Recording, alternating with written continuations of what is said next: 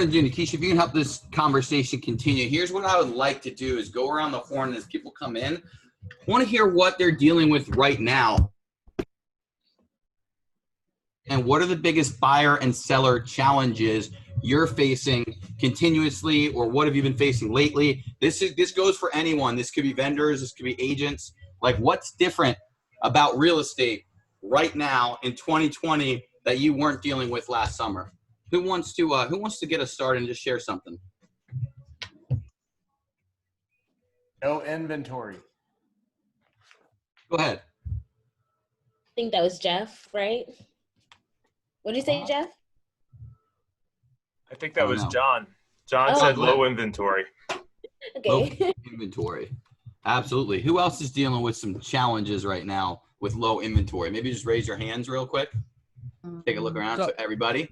Something that DeVore Design continues to get calls on. We just got a call from Dominique Lombardo. She was on her way to a listing presentation earlier in the week, and the sellers they demanded that nobody come to the house for showing. So they were still in the full virtual, her particular sellers were still in the full virtual mode. They didn't want anybody coming into the property. So I don't know if that's still as widespread as it was back in March and April, but we're still seeing agents that are, having to go full virtual for their sellers. Yeah, Vic, this is Heather. We're also seeing the same thing as it relates to home inspections, as far as either buyers or sellers being on site, and with more agent presentation or vice versa. So we're definitely still seeing the effects of the safety precautions with COVID on site.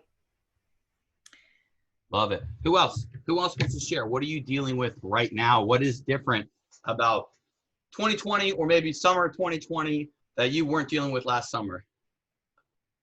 Who else wants to share? Let's get a couple more answers. Go ahead, LaShawn.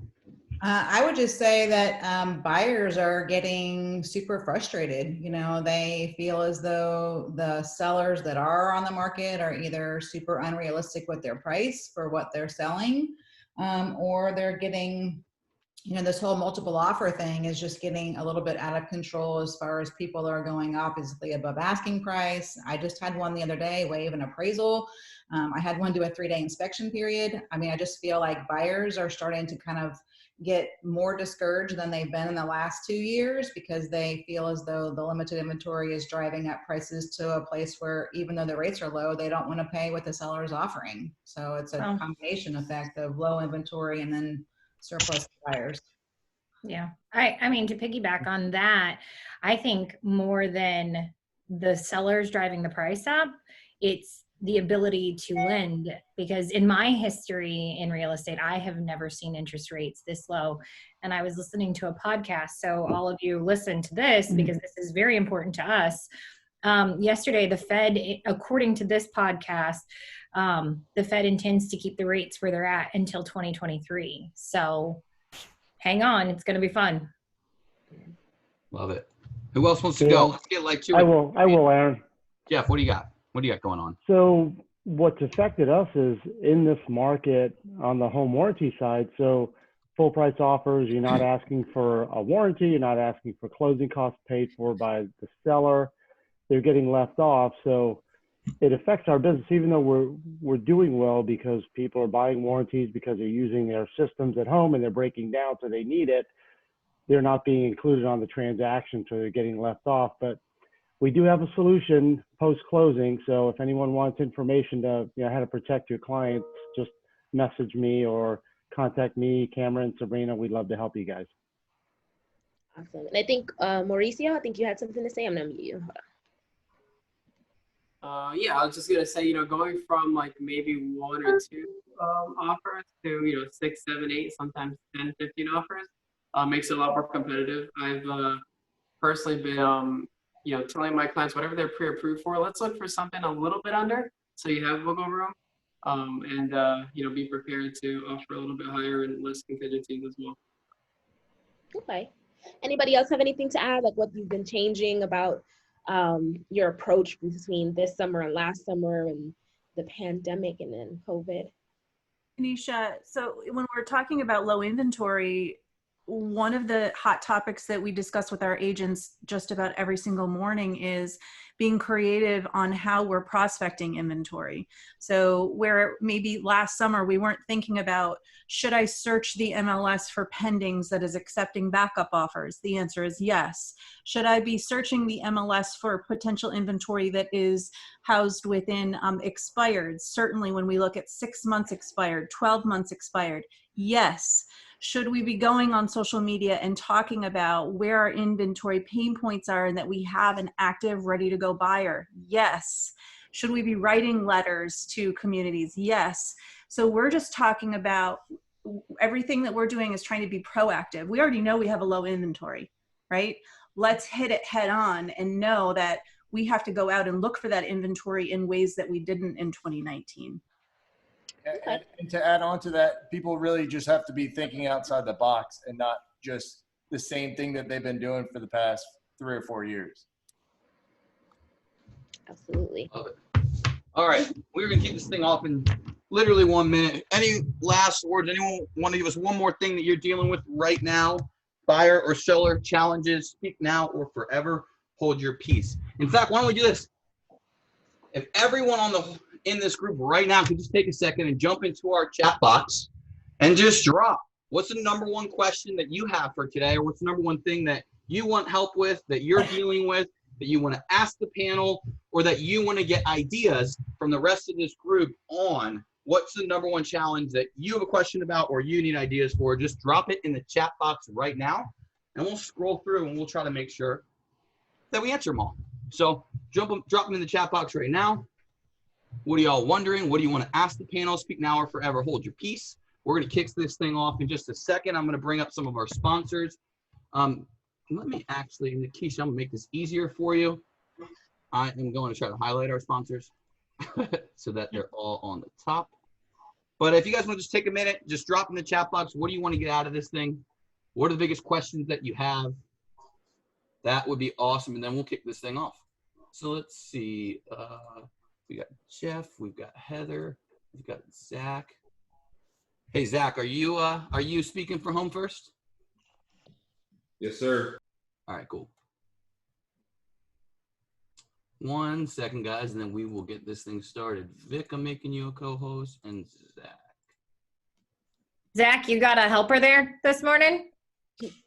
Yeah, my daughter's in virtual school, so I'm multitasking this morning. Look at you, dad of the year.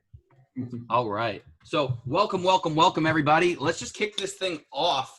Nikisha, if you could help make sure that I actually bring up every sponsor and don't skip anybody, that would be amazing. But we're going to kick this thing off. Welcome to Masterclass Orlando. I've got a handful of people that help make this thing happen. Got some opening comments I'm going to share with you guys in a second. But here's a couple rules of housekeeping. Number one is you want to be on camera. Now, it might not matter right now, but when we stick you into the breakouts, it's really weird and ineffective if you're not on camera. And two, it's even weirder if you're talking while you're not on camera, because then they're talking to like a blank person they've never met.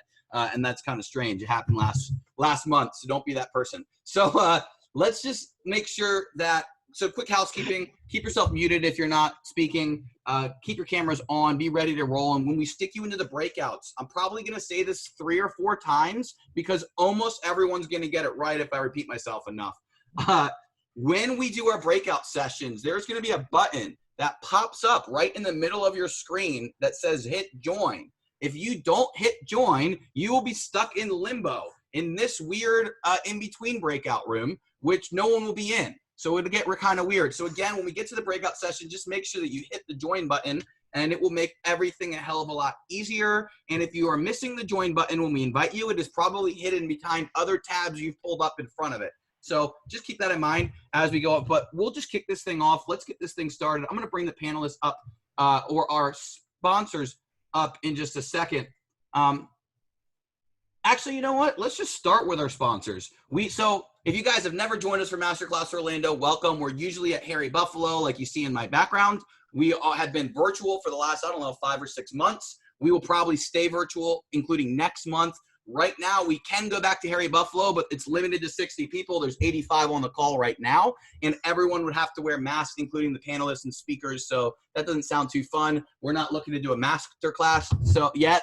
but we will be back as soon as we can. I promise you guys. So what we do is on the third Thursday of every month, 9:30 to 11, we usually do a networking lunch from 11 to noon. We're jumping here virtually or in person. We do this. It's for free for the realtor community, and it's put on by Orlando Real Producers and our preferred partners. Our partners are basically the most referred service providers in the real estate world. They're people that are all personally referred by the top 500 agents. So that means that they service some of the best in the real estate community. In fact, Nikisha, if you could do me a favor, just drop in the chat box the link. So the best way, if you get any value out of this session, if you've ever gotten any value from Orlando Real Producers, the best way to say thank you is to click the link that Nikisha's dropping in the box right now.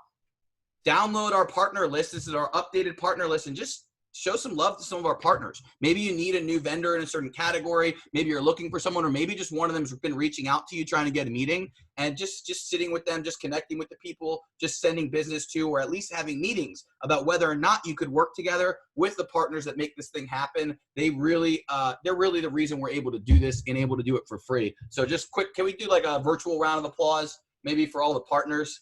Partners, take a look at the love you're getting shown from the real estate world. So anyway, we got a few partners that stepped up extra big to make this particular event today happen. I'm going to give each of them literally just a minute. Partners, you just have a minute. Don't make me cut you off. But just have a minute to explain who you are, share what you do. Just share something about yourself. If you want to drop your info in the chat box after you speak, everyone can click it and download it. But each partner, I'm going to just bring you up. Guys, this isn't enough time for them to really sell you on what they do. So if you hear someone that you think you might like, just reach out to them, connect with them, meet with them afterwards. They are all phenomenal what they do. I'm going to start with Vic because he's right next to me on my screen. But let's get started with Vic DeVore, DeVore Design. They sponsor us every single month. They usually bring coffee when it's at Masterclass at Harry Buffalo. But Vic, let's hear what you got to say. Hey, Aaron, thanks a lot. I appreciate it. Appreciate the opportunity. So this week, DeVore Design shot our 10,000th shoot. We're going to have a promotional deal that we kind of wrap around that will launch next week. We have also added staging to our services. We're starting with occupied staging, $200. You may know Shalay Madoran. She's our stager. She will, for $200, we do occupied staging. She'll come out to the property, make 2 visits. One, she does an initial consultation with the sellers. And then on photo day, she comes out 1 hour before the photographer. It doesn't have to be DeVore Design if you're using your own photographer. And she'll actually make sure the property is perfectly photo ready before the photographer shows up. And then she'll kind of assist the photographer through the process. Again, that's $200. It's a new service that we've added. We're also going to be adding a really cool new service next month that we're probably going to wrap into our staging services. That's going to help you at your open houses. So my name is Vic DeVore. Name of the company is DeVore Design. Photos, video, staging now. So reach out. I'll put my contact in the chat so you can hit the chat button in Zoom and you'll see our contact information. Appreciate the opportunity, Aaron. Love it. Thanks. He's going to drop his stuff in the chat box. Next up, Bryce Morrison. Bryce is he's with Food and Wine Cruise Planners, but I'll let him talk about it. Bryce, take it away. Hey everyone, my name is Bryce Morrison. I am with Cruise Planners. Cruise Planners is a 25-plus-year-old franchise that I purchased a few years back. I have been traveling since I was a kid. I was in the Navy for 11 years, so I've been all over the world. Even beyond that, I've studied abroad. I know a lot about a lot of places, but the fact is, with a 25-year-old franchise, I have a lot of resources at my fingertips, and I can find out anything I don't know. I help travelers find the very best in food and wine, by land or by sea, anywhere in the world.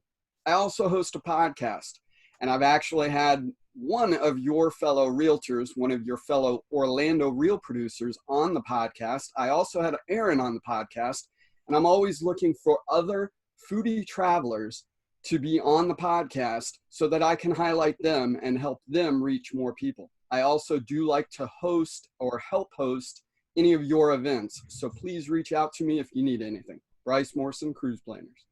Love it. Love it. Hey, Sabrina, are you going for your company? Because I'm about to put you on. If so. So next up, Sabrina Serrano with Old Republic Home Protection. Take it away, Sabrina. Good morning, guys. So I know we heard a little bit from Jeff Velez, who's our Regional Vice President for Old Republic Home Protection. And as we know, the market is super fast right now. But most residential establishments are turning into semi-commercial homes, and that's only because we're working from home, kids are at school at home, everyone is at home using their appliances and their systems at 200%, and we know that asking for a home warranty may essentially end the deal. So we do have a new initiative available to our realtors where we're able to give you a month-to-month plan, because everyone is strapped for cash right now, and the best thing to do is just to make sure that everyone has their air conditioning working for them, making sure that plumbing is not an issue. We just want to make sure that the realtors' deals are going through and that the homeowners are protected. Love it. Let's go to Mauricio. Mauricio with Artesian Title. What do you got to say, man? Hey, what's going on, Aaron? Just want to say thank you for hosting this. As always, I always look forward to this. Artesian Title, we're a title company, so we're one of the top rated title companies in the state of Florida based on Google reviews, over 500 plus star ratings. So we have attorneys on staff and in-house CPA, so we can do FERPAs, 1031 exchanges, and I'm just happy to be here and happy to help. Love it. Appreciate you. Let's go over to Heather Hurry with the Jeff Mackey team with Pillar to Post. Good morning, everyone, and happy masterclass. Thank you so much. Always, Aaron, for being consistent in hosting us. I am Heather Curry with Pillar to Post, the Jeff Mackey team, and we handle home inspections. So we do know right now that there are plenty of us that are in the asking mode for a quick inspection. Timelines are getting tighter, and we are prepared to help you with that. We handle buyer home inspections, pre-listing inspections, WDO, wind mitigation, standalones.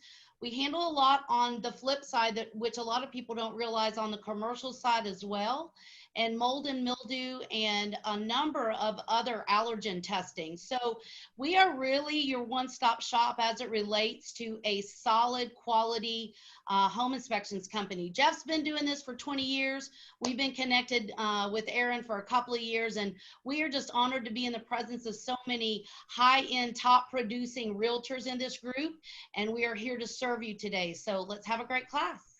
Thank you, thank you, thank you. All right, and real quickly, we're going to give a quick, what we would call, well, let me change it. What we would call a 1, 2, 3 clap. We probably won't be able to hear you, but we'll be able to see you. On the count of 3, we're going to give a 1, 2, 3 clap for Octavian Cantilli and his team with Real Estate Imaging Pros. They just opened an entire full studio in Delaney Park. If you need headshots, if you need photos, if you need like a photographer, super professional photographer, you need to chat with him. He does an awesome job. Let's give him a 1, 2, 3 clap. That was the best we could do. It sounds the same anyway, right? So let's go on to next. We have got, try to bring it up, Jody with Celebration Title Group. We got 1 or 2 more sponsors left. Jody, did that work? Are you unmuted? Where did you go? I'm muted. Let's see, 1 second. Spotlight. Oh, there I am. There you are. All right, perfect. Great. Good morning, everyone. Jody Seltzer here with Celebration Title Group. So, Celebration Title, we are the home of the original confetti cannon closing. We believe that buying and selling a home is a big deal, and every closing should be celebrated. So, we're a title company. We are all in for elevating the industry. We're collaborative. We come from a place of abundance. So we're doing a lot of new classes and events. We're actually getting ready to roll out next month. Stay tuned for what's called Celebrate You, which is all of our classes in an online platform for all of you Zoom people out there with everything going on right now. We are shifting. So that's coming up. We're also doing a really cool scavenger hunt in the community. If you check out our social, just supporting local businesses with everything going on right now. And then the last thing I want to show you guys. So we have these super cool sign riders, celebration included with purchase. So if you have a new listing, let us know. We'll pop this on your sign, get some more eyes on it, get some more buyer activity for you guys. We're here to support you. Thank you so much, Aaron, for bringing us all together. And we're grateful to be here today. Jody Celebration Title. All right. And then next, we got 2 more sponsors left. Next, we'll have what's not Claire Arnold, but Joseph Sip. I'll fix that for you, Joseph. But Joseph Sip with Systematic Home Staging. Go for it, man. Hello, everyone. Can you all hear me?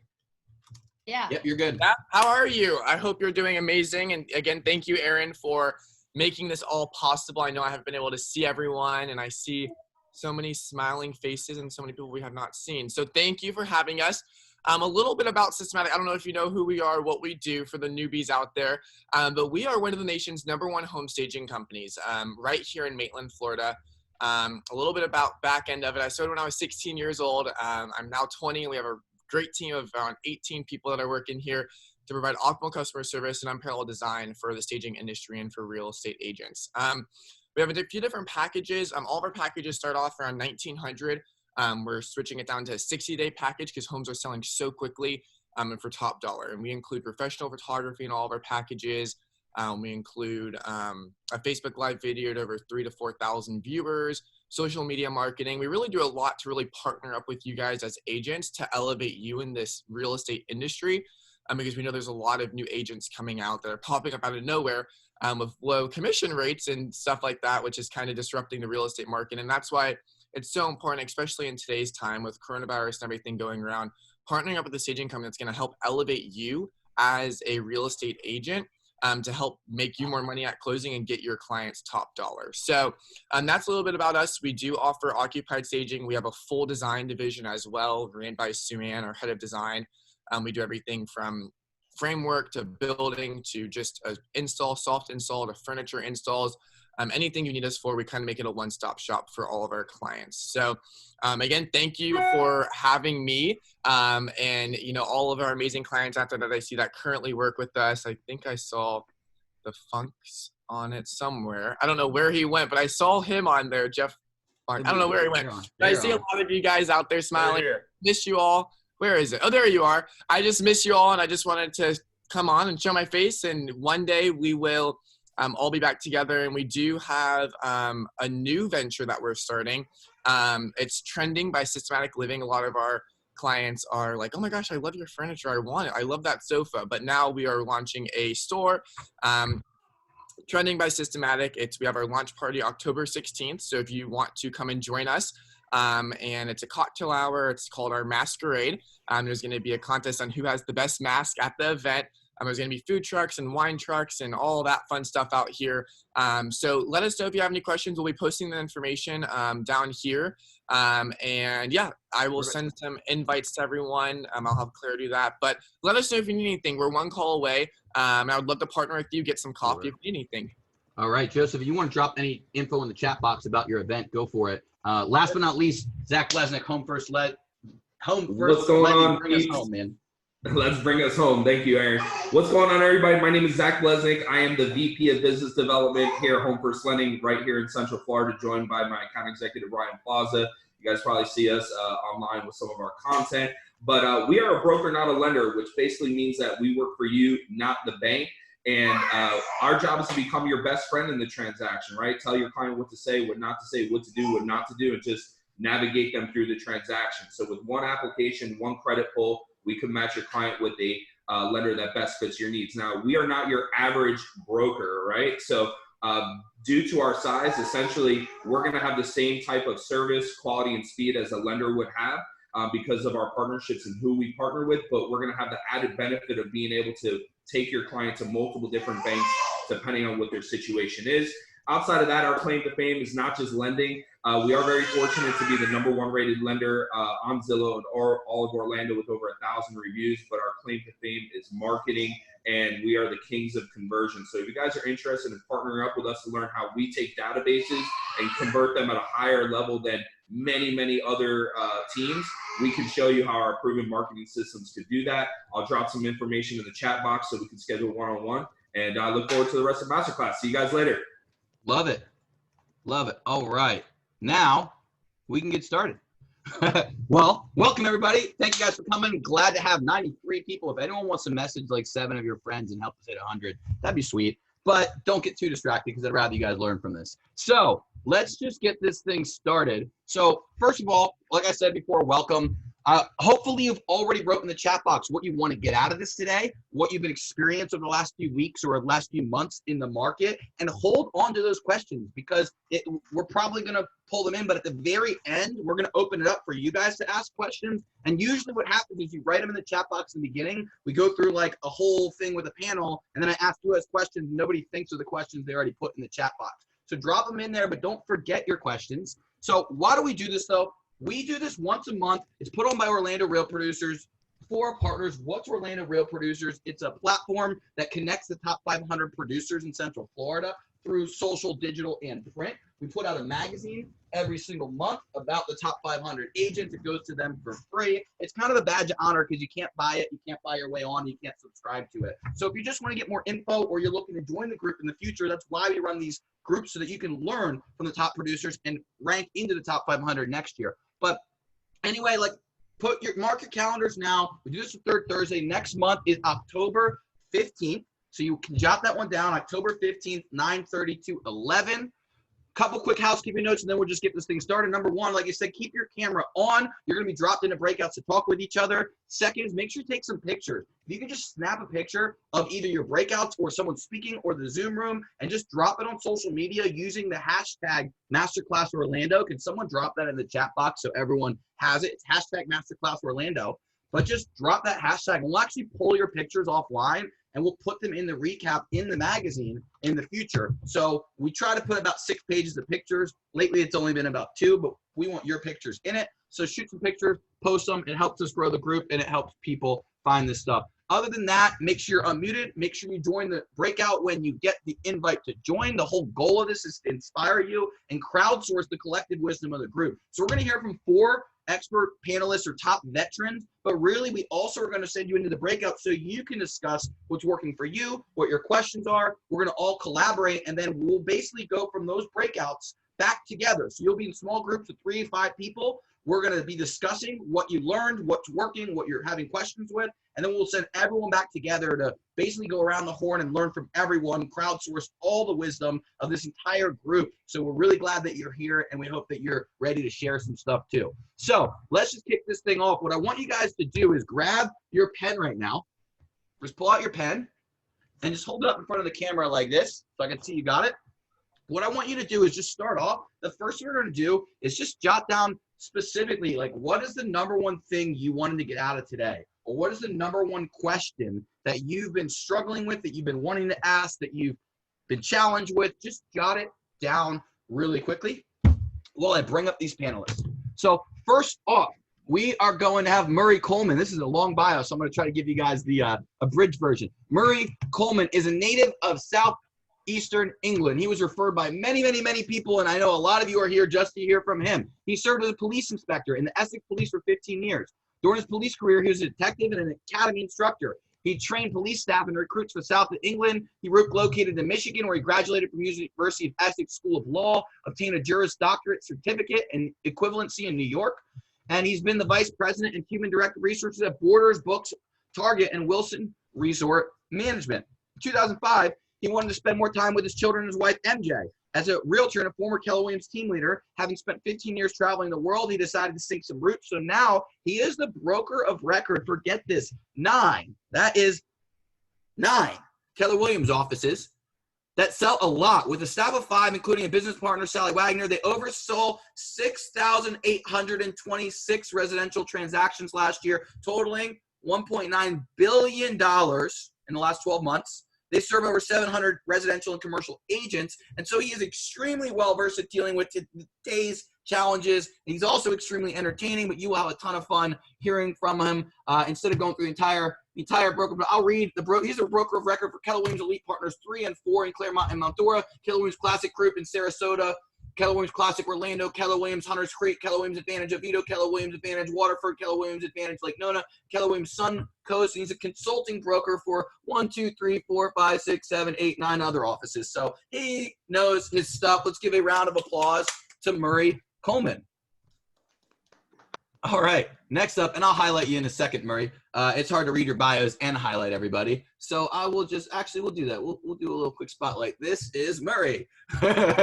So next, all right, we will, next I believe it is LaShawn Norden. LaShawn has been licensed since 2002. During that time, she sold more than 725 homes, totaling $185 million in volume. She's a Florida native. She runs a Priority 1 homes team at Mainframe Real Estate. She continues to be ranked in Central Florida's top 100 realtors. She's an 11-year, 5-star award winner. Her business is organically grown by word of mouth and referrals, and she wholeheartedly believes in personalized service, hosting annual client appreciation events, keeping in touch with her sphere, doing all the little things that top agents should be doing. She's a certified negotiation expert. She's a luxury home marketing specialist. Hey, I think we heard from Michael LaFido last month. LaShawn has been married for 20 years. She loves working at Mainframe. And another interesting stat, she is, oh, never mind. I'll leave that stat off. That's not necessarily interesting, but she has done over 9 million in volume already for the year. Let's give a giant round of applause to LaShawn Norden. All right. Next up is Erica Diaz. Here, I'm gonna get better at this. See, this is Erica Diaz. So Erica is a licensed realtor with a passion for community and bringing her clients' real estate dreams to life.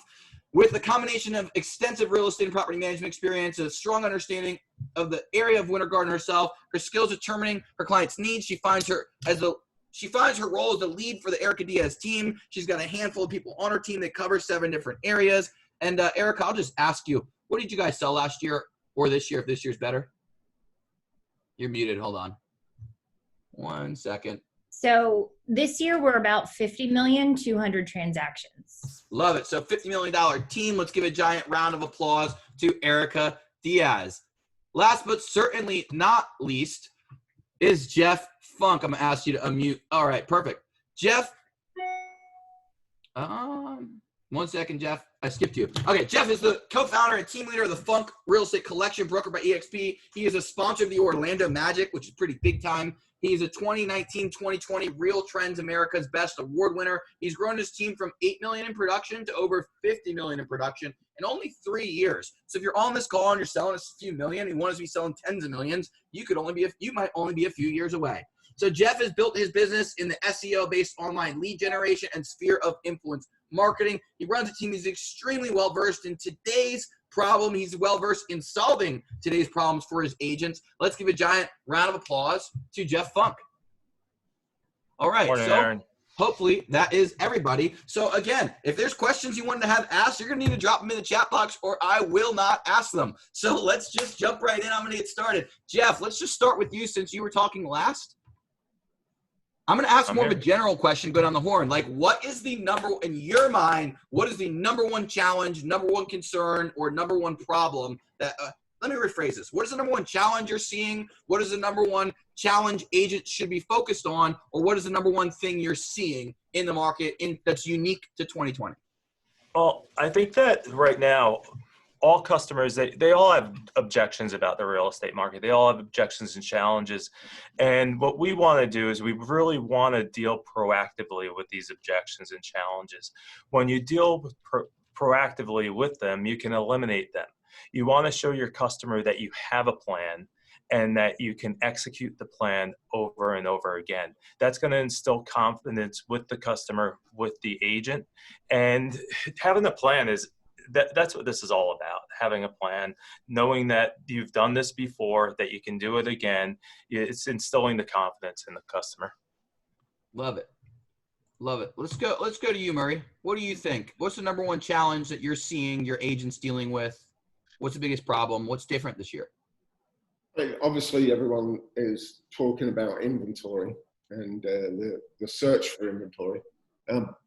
I'm seeing agents move around a lot more geographically. So, people that would generally work in the Orlando area are starting to move around. And I've got a couple that just are working down in Miami, a couple that are working like up from Claremont out to DeLand.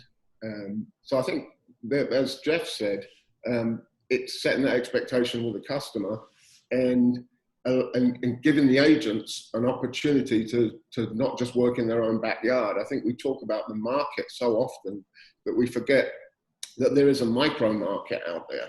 And you have to excuse me, I've got a bit of a, not popular to have a cough these days. There's these microcosms of markets out there. And so I think getting agents moving around the state a little bit more, not just anchored in one place is what about. Love it. Love it. Let's go to you, LaShawn. What are you seeing? I would just say that I feel like the expectations need to be clearly outlined up front, because a lot of times, buyers think that just because they're qualified or they write full price offers that they're going to be the one that wins the property. So I think it's just setting realistic expectations for both the buyer and for sellers too. When sellers want to ask more for their house than we recommend, and then they get offers and they even get maybe what we put it at from a listing price, just setting the expectation that now we're going to have to tackle the appraisal and some strategies on how to deal with that. So I think that there's a lot more education that needs to happen than maybe the last couple of years, because consumers are only seeing what they're getting on the internet or through social media or even just, you know, their friends' stories. So I think just communicating properly and setting the expectations up front so there's no disappointment that can't already be foreseen and accounted for. Yeah. Love it. Let's go to you, Erica. 1 second, I'll spotlight you. What are you seeing most of? So kind of to piggyback on what everybody said, because it's all true, but ourselves being kind of the expert, because I know that I get probably 4 inquiries a day about, hey, I'm looking to get my real estate license. You guys seem to be doing so well. My industry's been impacted. And that's great. I'm happy to have 25,000 licenses in Central Florida. Not really, but I think us just educating the clients, setting their expectations, kind of what LaShawn was talking about, us moving around outside of our little comfort zones, what Murray was talking about, and then just Jeffrey was talking about how we're going to procure the business and make sure it keeps moving. So I just think that we really have to be like an overall expert of all of that, because there's so many clients that have come to us that have been with a realtor that didn't explain it properly, didn't explain what multiple offers were. And I think it's hard on the clients right now. I know it's hard on us, but it's really hard on them. It's an emotional investment transaction for them. This is just another number right now for us that we're working through, but they've really got to be educated on how this is going to work, because it's fast and furious out there. Love it. Let's just go right into that actual, like, that topic. Let's hear from each of you. What are the biggest things that need to be communicated, expectations that they need to, like, what are the expectations they need to have or have communicated, and how are you doing it? Like, what are you doing to make sure that they are on the same page? I'll go back to you, Erica, and just kind of let you elaborate, and then I'd love to hear from everyone else. So I guess let's start with multiple offers. And I don't want to say that I coined this, I copied it, and that's fine, but I typically operate as a listing agent. And so when we've got these buyers coming in and they're putting in they're putting in offers and they're coming in at list price or maybe above, and they're, 5% conventional or maybe 20% conventional, and maybe there's a cash one. And you've got that 2019 letter that you sent with your offer. Hey, this is our family. Here's a picture. I don't want the letter anymore. What I want is the video. And I will tell you, 9 times out of 10 in this multiple offer situation, when I've received a video and it's my job to present, I present it and the seller gets instantly connected. So what I'm seeing for education purposes is, hey guys, you as the buyer, we've got to present you as strong as possible. You've got to be ready. Don't go out looking without a pre-approval. And let's get your video and let's get it ready so that we can fire it off as quick as possible. And something so personal like that, I think helps us stay connected, because we're in a very disconnected time where we're all on Zoom right now. We're wearing masks out in public. We're a community that requires connection. Like, that's our human nature. So how do we help build and facilitate connection and apply it to our industry? So I really have seen that the education is, explaining where they're at, but where we're at, how can we make it the best that we can be? How can we present ourselves as the best package that we can possibly be? Erica, are you on? We have a question here. Are we talking about the buyer on video? Just to be clear, can you give us, I'm guessing some people haven't heard of this idea. What are they saying? What are they doing? Who are you, how are you prepping them? Give me a little more details of how this actually works. We are prepping them, and we are saying, hey, listen, you're going to be on camera together. I've got 10 or 12 of them I can think of right now. And it's like, hey, my name is this and my name is that. And we loved your house because we can see our kids growing up there, or you've got a huge fenced yard for our dogs, something that resonates. And we can, as a realtor, I would hope that if you are showing the home, you can pick up on a few key things and say, hey, listen, touch on these topics in your video and be genuine, and let's create it. They're literally recording themselves on an iPhone, and then they're sending it over to the list agent. And so all of our buyers agents in a multiple offer situation are encouraged to have their client create a 1-minute video of why the client wants the seller's home.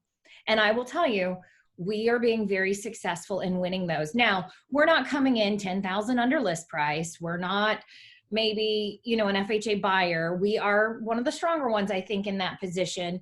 But I know for a fact, one of them did not come in the highest.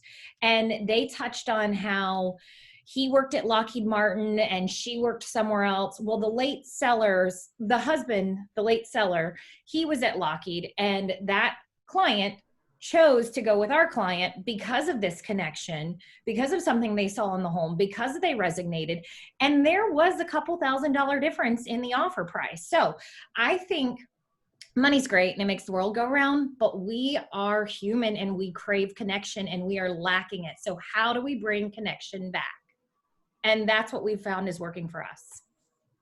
Love it. Let's go to you, LaShawn. What are you seeing? And what are you, I guess, what are you doing that's working? Well, I mean, let me clarify that question because I realized that was a terrible way of asking. What have you been doing to help make sure expectations and manage expectations are set properly? I think that it first starts again with doing your own due diligence. I mean, you really need to qualify the buyer before you're going to spend a lot of time with them too. Like if you're not doing buyer consults via Zoom or FaceTime, you should already be implementing those. I mean, if your buyer doesn't have enough money saved, or they don't have money for closing costs, or they're talking about a down payment assistance program, really like talking to them and educating them about the challenges that they may face, not that they're insurmountable, but really setting the expectations up front.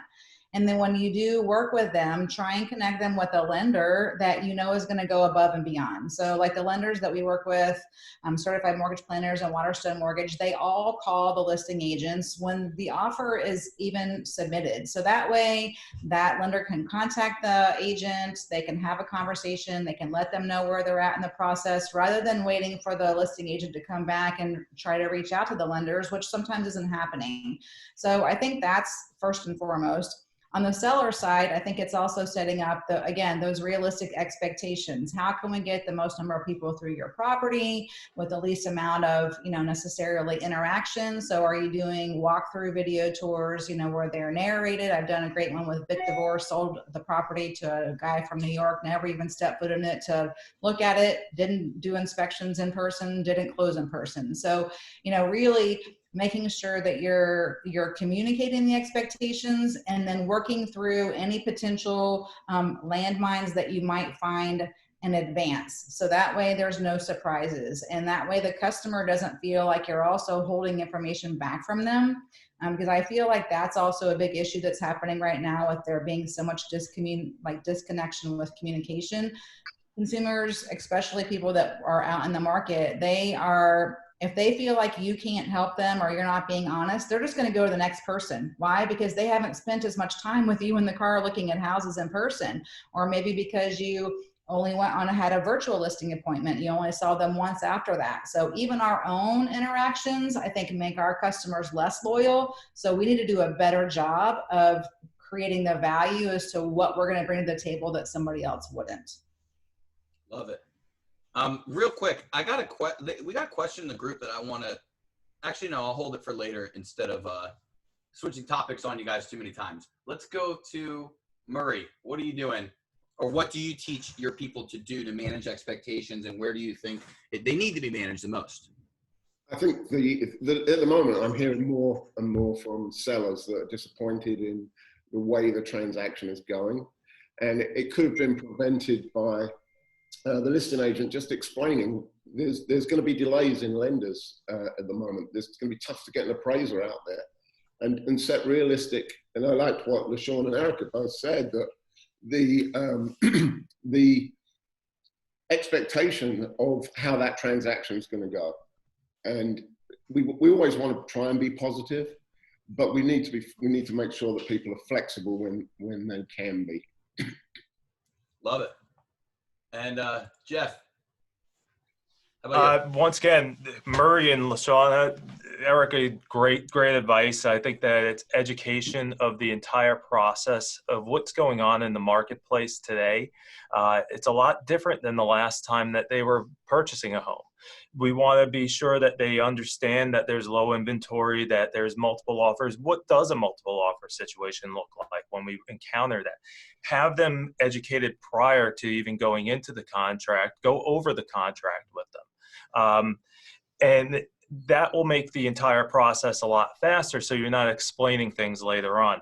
As far as contracts and agents, one of the things that I see as a listing agent, that contracts come over, they're not even filled out properly. Fill your contract out properly. Make sure that everything, if there's MLS attachments on there, fill those out, fill out the offer sheet, call the agent. Make sure that the agent knows who you are. Have the lender, like I think LaShawna talked about, the lender calling up beforehand, and make sure your offer is presented very well. Shorter escrow periods, possibly shorter inspection periods, anything that you can do to make your offer attractive. Video, Erica, awesome thing. We love videos. I think a video is a very effective way of getting the connection to the seller. One thing I'd like to caution everybody with video is not to stumble over fair housing problems. You don't want to come out and say, we love your house, it's 2 blocks from our church. Things like that can cause a problem later on. But once again, education, showing the agents that you have showing the customer that you have a plan is always going to trump. Love it. You actually nailed my next question, which was a question that was all throughout the chat box, which was how do you avoid fair housing issues? Erica, do you want to answer how you avoid fair housing issues, or just how you avoid anything that shouldn't be said, or just how you mitigate any potential risk with creating those videos? I want to let you answer that. So in the past, we have given our clients fair housing guidelines. We have a little 1-pager on it, and then we just try to stay kind of ambiguous, but a little bit personal, if that helps. Now, I will tell you, I had one video, maybe last week, maybe this week. They reshot that video probably 6 times because I was like, nope. But I'm also listening to it and reviewing it. And if there's something in there that I feel is questionable, like there was the first 5 times, I kept saying, please stay away from that, or please stay away from this because of, and that was in that 1-pager that I gave you. But I am listening to the videos. The agents are listening to the videos, watching them actually, and then sending them over. So we're just trying to help guide them through that process the best that we can and stay kind of vague and ambiguous. But again, we are looking at those videos, and if they have to be reshot, it literally was a fiance and a fiance sitting in their bedroom with their dog.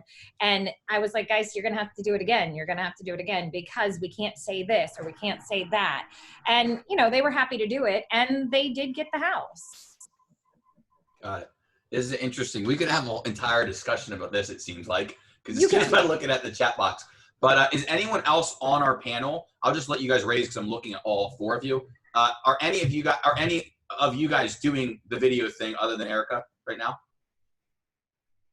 Okay, we'll go to the next question then, because I wanted to at least let you guys explain what you're doing to avoid fair housing stuff and whatnot. So what else? What are you guys doing? I want to ask what you're doing in multiple offer scenarios aside from the video. Like one of the most repeated questions in every survey in this chat box preparing for this is dealing with multiple offer scenarios, as well as like not just getting your offers accepted. I'd love to hear what you're doing to get offers accepted, but how are you like managing the emotional roller coaster that buyers are going through with all these bidding wars, losing properties, things like that?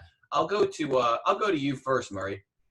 Tell me about what's going on in multiple offer scenarios. I'm not in sales, so I don't know from firsthand, but with the teams that I work with, I'm hearing things like the communication between agents. We need to play nice, and I'm constantly asking my agents to make sure that they're getting back, the listing agents are getting back to the buyer's agent as soon as possible, just to let them know what's going on. And it can be a template email that just says, we have got multiple offers, I'm talking to the seller. Please let your buyer know. We'll get in touch in X amount of time, so that we're not leaving buyers agents out there just because it's embarrassing. Your buyer, you've sold your services to your buyer, and then if we're not getting information to them, as LaShawn said, we don't get that contact, that emotional contact with them anymore. We're not in the car with them. They're going to go to someone that they think can get the job done. So we've got to try and get these hooks into the buyer, and we can do that by working together and just keeping that communication go in between the buyer's agent and the seller's agent. What else, Murray? What else do you think agents could be doing because they're not building the same level of rapport? Like if you were an agent right now, what would you be doing to make sure you connect? Like you're amazing with people. What would you be doing to make sure you actually connect with these people that you're not in a car with, grabbing lunch? You're not doing as much as you used to do. What would you recommend people do to build that level of relationship? What every panelist has said is be the expert they need. Just by setting those expectations up front and trying to get that relationship, whether it's on a telephone or on a Zoom call. We talk to people on Zoom all day long. Even if I talk to an agent in Sarasota, I'd rather talk on a Zoom call than talk on the phone if it's a complicated situation that they've got. So getting that relationship and just setting the expectation, let them know. I had asked a question the other day. I was talking to an agent, and I said, how many times have you been under contract on this property? Well, there's been multiple offer situations. They go under contract for a 7-day inspection period, and somewhere in the inspection period, they cancel. So they've gone for sale pending, just wasting time. We don't know what's going to happen next week. Who knows what's going to happen this year? So, you want to get that house sold quickly. Have you suggested to the seller that they only accept a standard form contract? Tell them that they're going to be asked for repairs anyway. Why don't we go in and just say, let's use a standard form contract, and have your seller have that expectation that the next person that's going to make an offer is likely going to be in it to win it. Got it. Love it. Let's go to you, LaShawn. How are you dealing with multiple offer situations? How are you getting them accepted? How are you standing out? And how are you managing the emotional roller coaster you're dealing with that? Well, so I'm going to take it for them, not your emotional roller coaster. Well, yeah. I think all of us starting the day off right with our head on straight too is like super important, because the mental health is already a challenge for so many people. So we have to have the right mindset. And when we have the right mindset, it's a lot easier to convey the right mindset to the customer. But I'll take it from a listing agent's perspective first. So we recently just had this on a property. We had multiple offers in the first 36 hours. My policy is always we attach in the MLS an offer submission form. And it basically says in there, if we receive 2 offers in the same 24-hour time period, we will automatically go to a highest and best. All agents will be communicated to when the deadline is, so that everybody is working with the same time frame. And I feel like when you do that, so you're doing 2 things. One is you're telling the seller, okay, look, we're in a situation where we have multiple people who are interested, but there could have been people who saw the house 3 days ago that don't even realize that they need to pull the trigger yet. So, you're publicly making it aware. So we put it in the MLS, the first sentence, multiple offer, highest and best due this day, this time. Why? Because that feeds to every other site possible. So if there's any last minute stragglers, they're going to come along and they're going to have the same opportunity as everybody else did.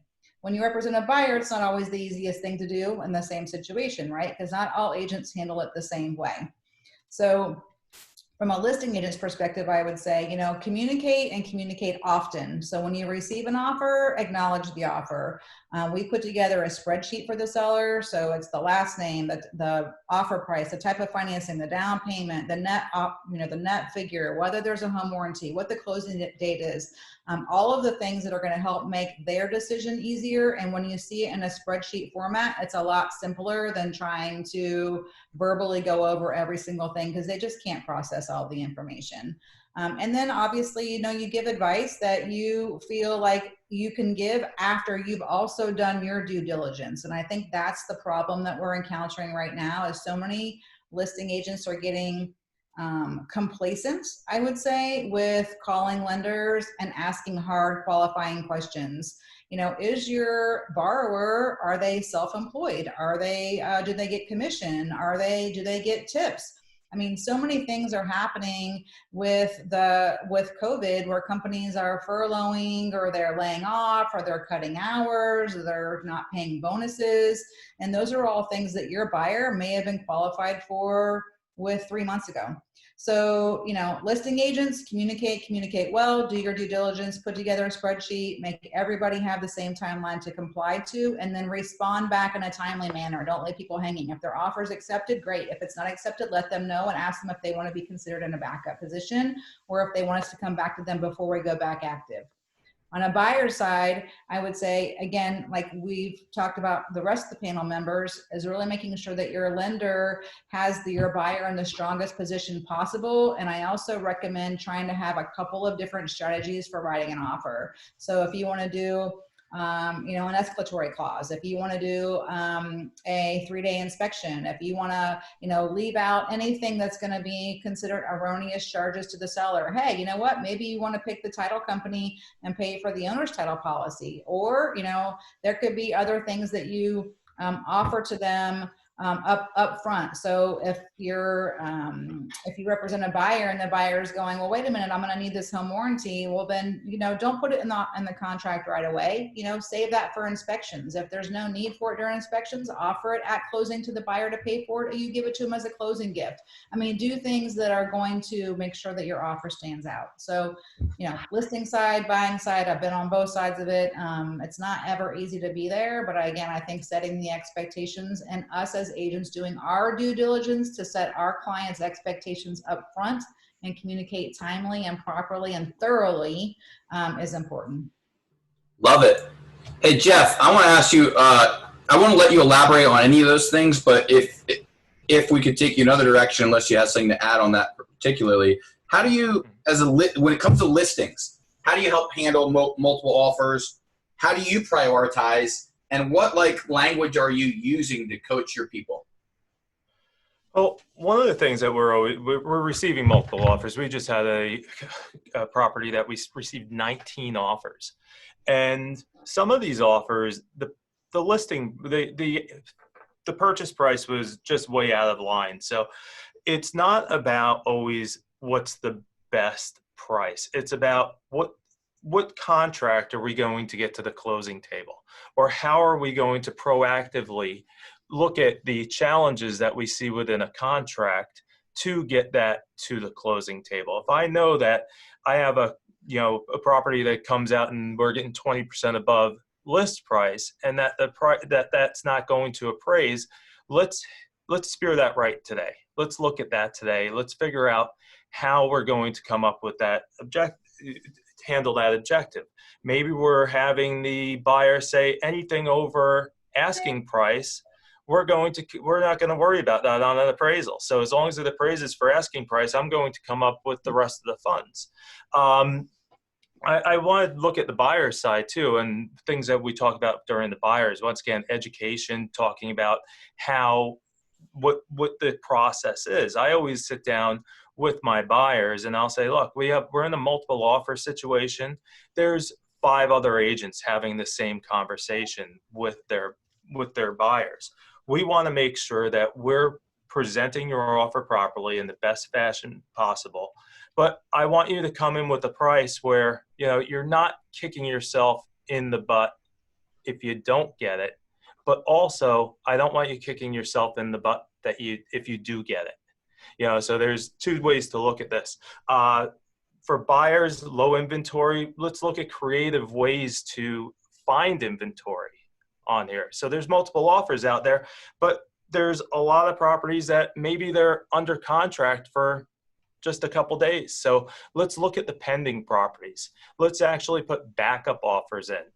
We have an opportunity that if you come in with a backup offer that is better than what offers they have, when these people, a lot of these are on as-is contracts. So agents are always coming in on an as-is contract asking for repairs. Sellers don't have to give it. It's being sold as is. So a lot of agents think, okay, if they're not going to get their repairs, I'm going to cancel. Well, this gives the seller a little more leverage during that inspection period to say, No, I'm not going to do that. And you can set your buyer up there to be right in that backup position. So think of creative ways to find that inventory. Look at expireds. Look at the pendings. There's so many opportunities there for your customers. Always do what's best for your customer. Love it. What else are you doing to help people win when they really like a property? It's getting competitive. What are you telling people to do, Jeff? We're escalation clause. We do the videos sometimes also. Just being very careful about that. Higher escrow amounts. We really want this property. Escrow is coming in with the offer within 1 day instead of 3 days. Now the seller knows that, okay, these people, they're up. They're not shopping for another property during this time. We may put, the shorter inspection periods, as LaShawn said. They're calling the agents, having the lenders call the agents. And once again, being careful once we get the contract about what we're asking for with repairs. What do you have them call them and say? What are they doing? I will have the lender call up the listing agent to tell them, hey, this person's qualified. Tell them a little bit about themselves as a lender, what they do in the marketplace, and what they've received from the customer already. How far along the lending process are they to ensure them that there's going to be a smooth transaction? Once again, as a listing agent, you want the best contract that's going to get to the closing table. It's not always the best price. It's the best contract to get to the closing table. Love it. Love it. Okay. Who else? Murray, you haven't spoken in a minute. I'm going to go to you. You want to add on?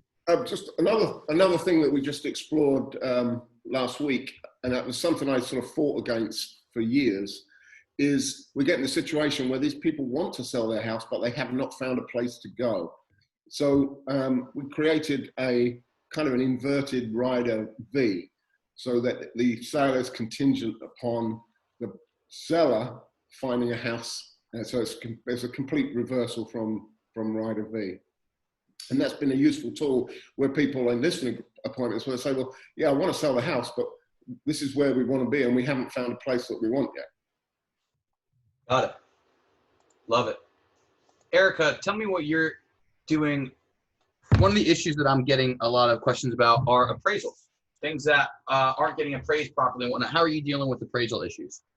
So I think our method has been the same for years. So this isn't so much 2020, but I will absolutely concur that our appraisers are not increasing value based on low inventory. And that's my experience.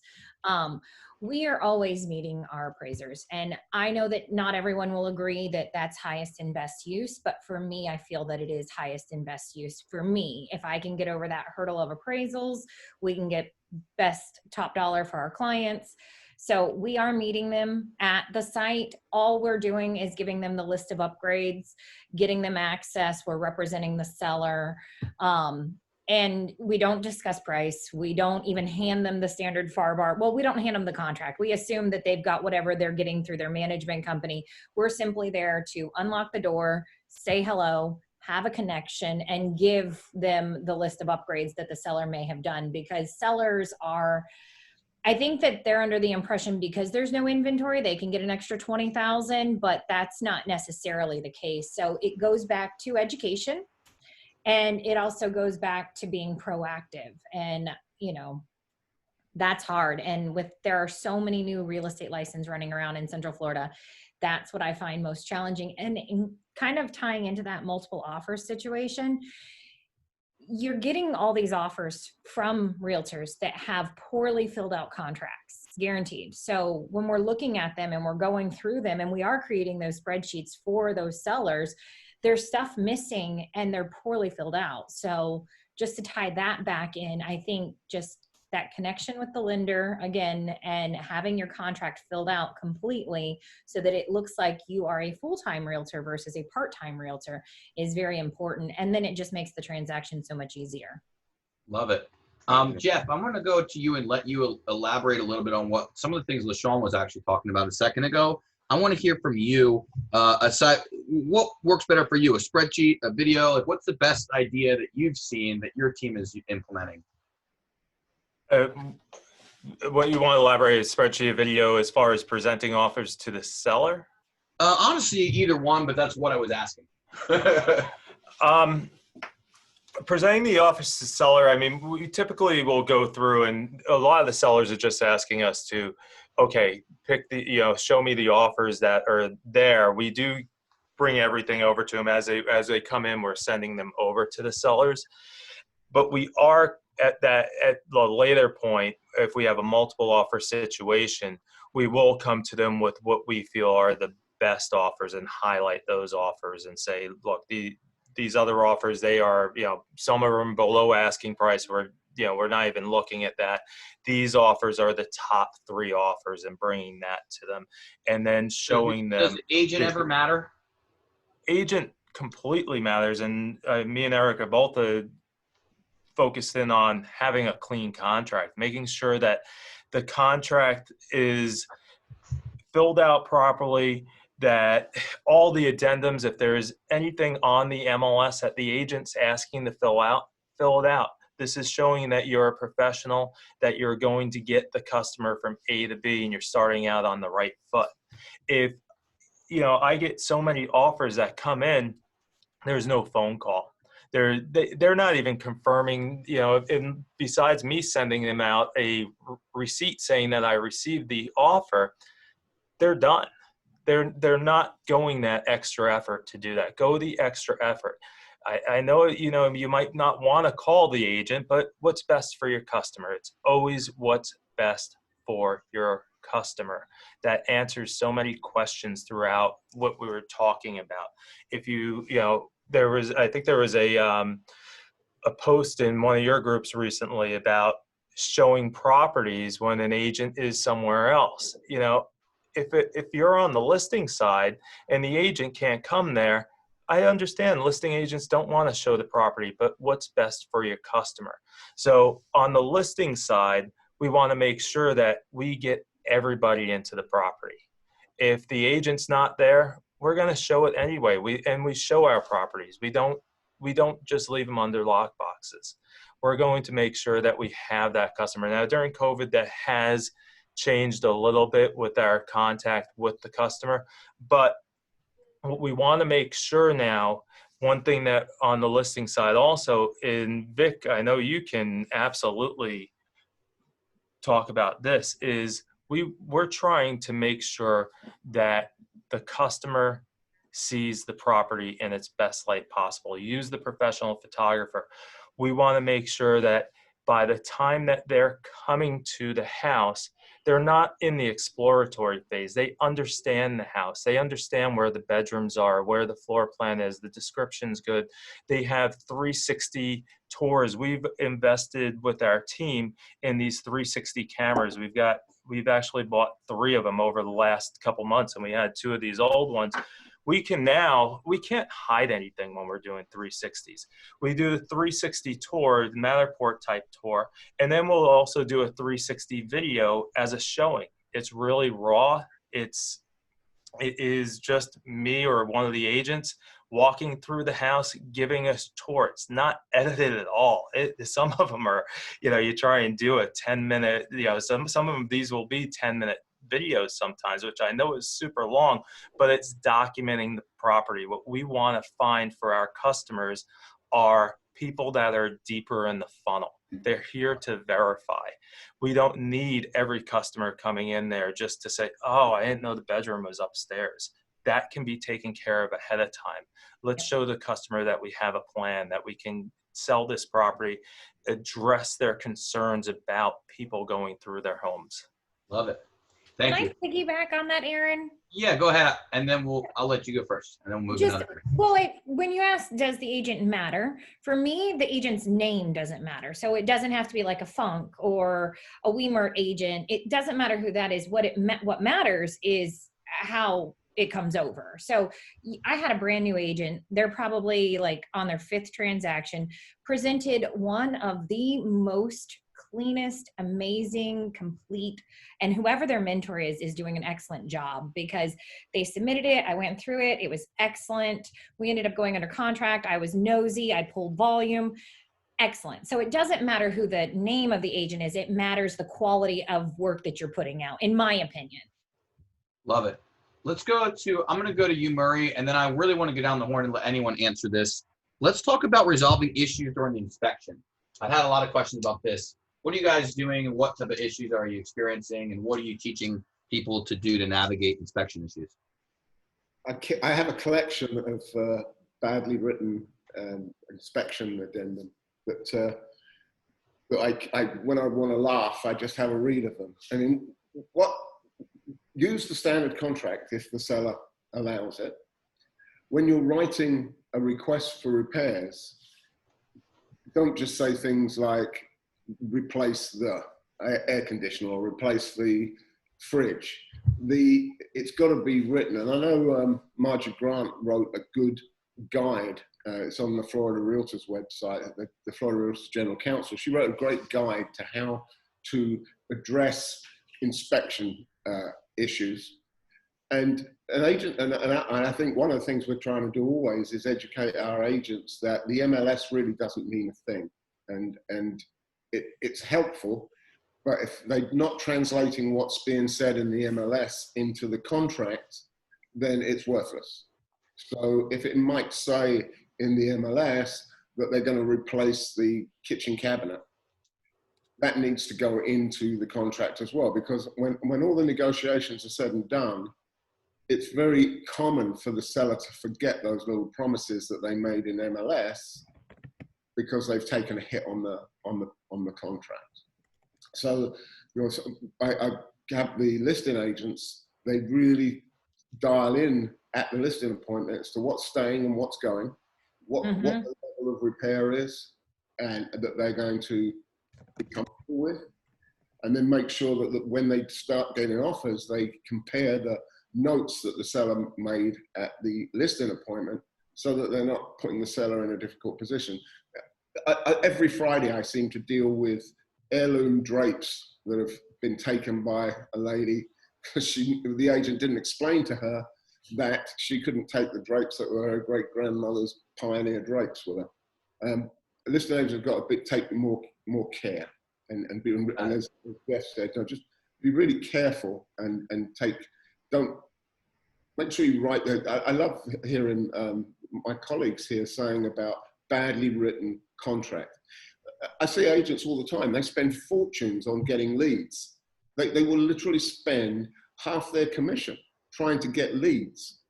And then when they get the lead, they don't deal with it correctly. They let themselves down at the offer stage, they let themselves down during the transaction.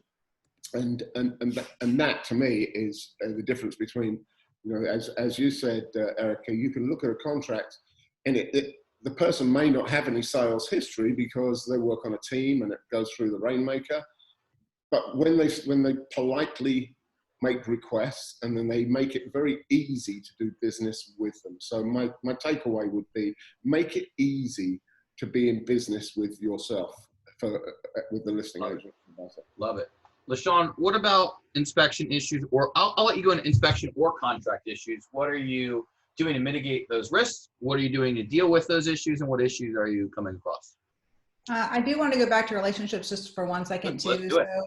I think that when you talk about relationships, regardless of what side of the table you're sitting on, I believe that it's our responsibility to reach out to the listing agent or the buyer's agent, either way, and try and remember what it says in the MLS. When it says co-broke, it also to me means like work together, cooperate. There's a lot of times where I think that, especially with bigger teams, there's multi-tiers of people that you're going to deal with.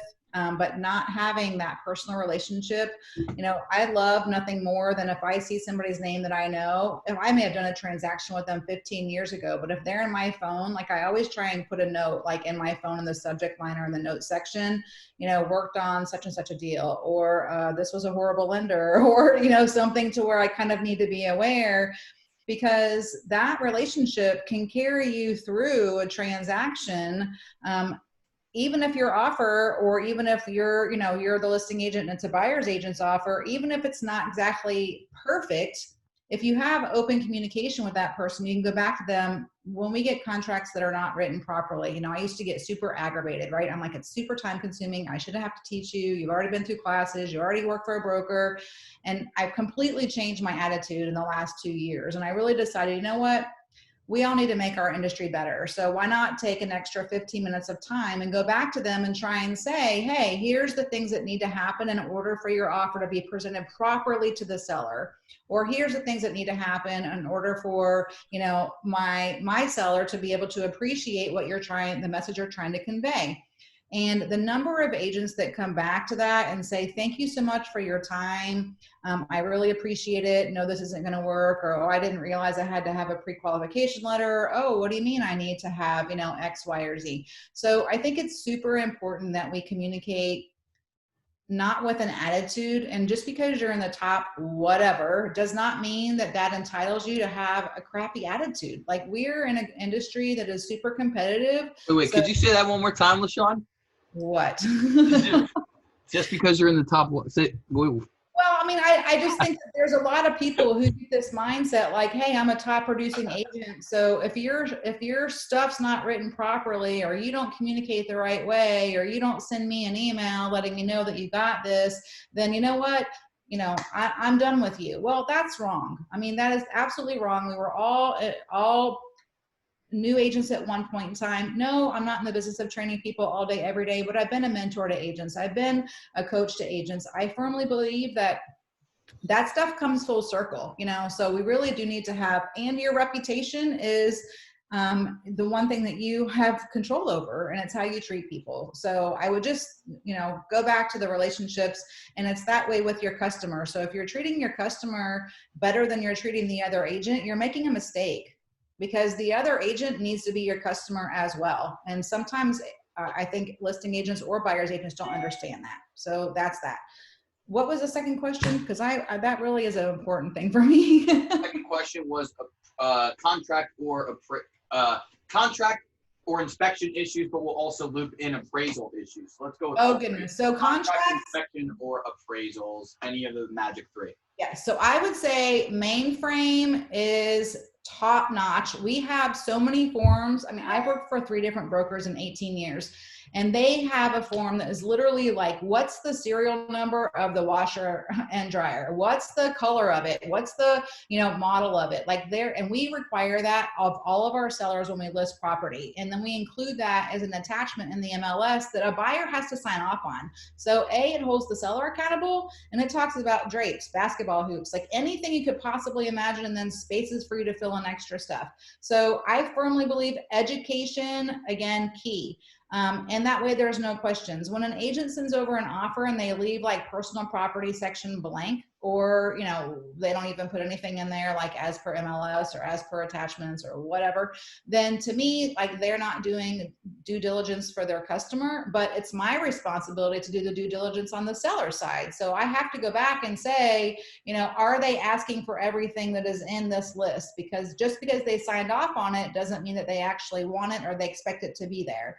And then when you're dealing with negotiations after the inspection process, I encourage my buyers to do whatever they possibly can to have somebody already on standby when we have inspections that can be there in the next day if necessary to give estimates on work done. So whether that's a handyman, that's a roofer, if we know going into it that something has a 12-year-old roof or a 14-year-old roof, and we're going to have potential issues, we try to be as proactive as possible and get that buyer already in touch with their insurance company in the beginning of the process. Don't wait until you're through inspection process and you're a week before closing, your buyer's trying to bind insurance, and now their insurance company says, nope, sorry, roof is 16 years old. We're not going to insure it unless they sign an affidavit they're going to replace it in 30 days. Well, that could be a big $30,000 mistake, right? So we have to have knowledge, and we have to communicate that knowledge up front and make sure people are that their expectations are being clearly set, and that they know in order for their contract to go through, they're going to have to do more work than they've ever done before if they're a buyer, because that little house is their golden egg. And if they want to have it at the finish line, well, then they got to make sure that they're being prepared to spend the money or have people in place to come help them out when they have inspections. Love it. Love it. Hey, Murray, I know I'm jumping around a bit, but I want to go back to you because I think you're the perfect person to ask this question to. I would love to let you elaborate on what LaShawn has hinted at, and we've discussed a little bit throughout this session, and that's working together better. That's, attitude, follow-up time, how agents treat each other, how to not be nasty kind of thing. Like, can you give us some insight on what you're seeing with working with other agents, with communicating with other agents, being more understanding of each other, and that sort of thing? Yeah.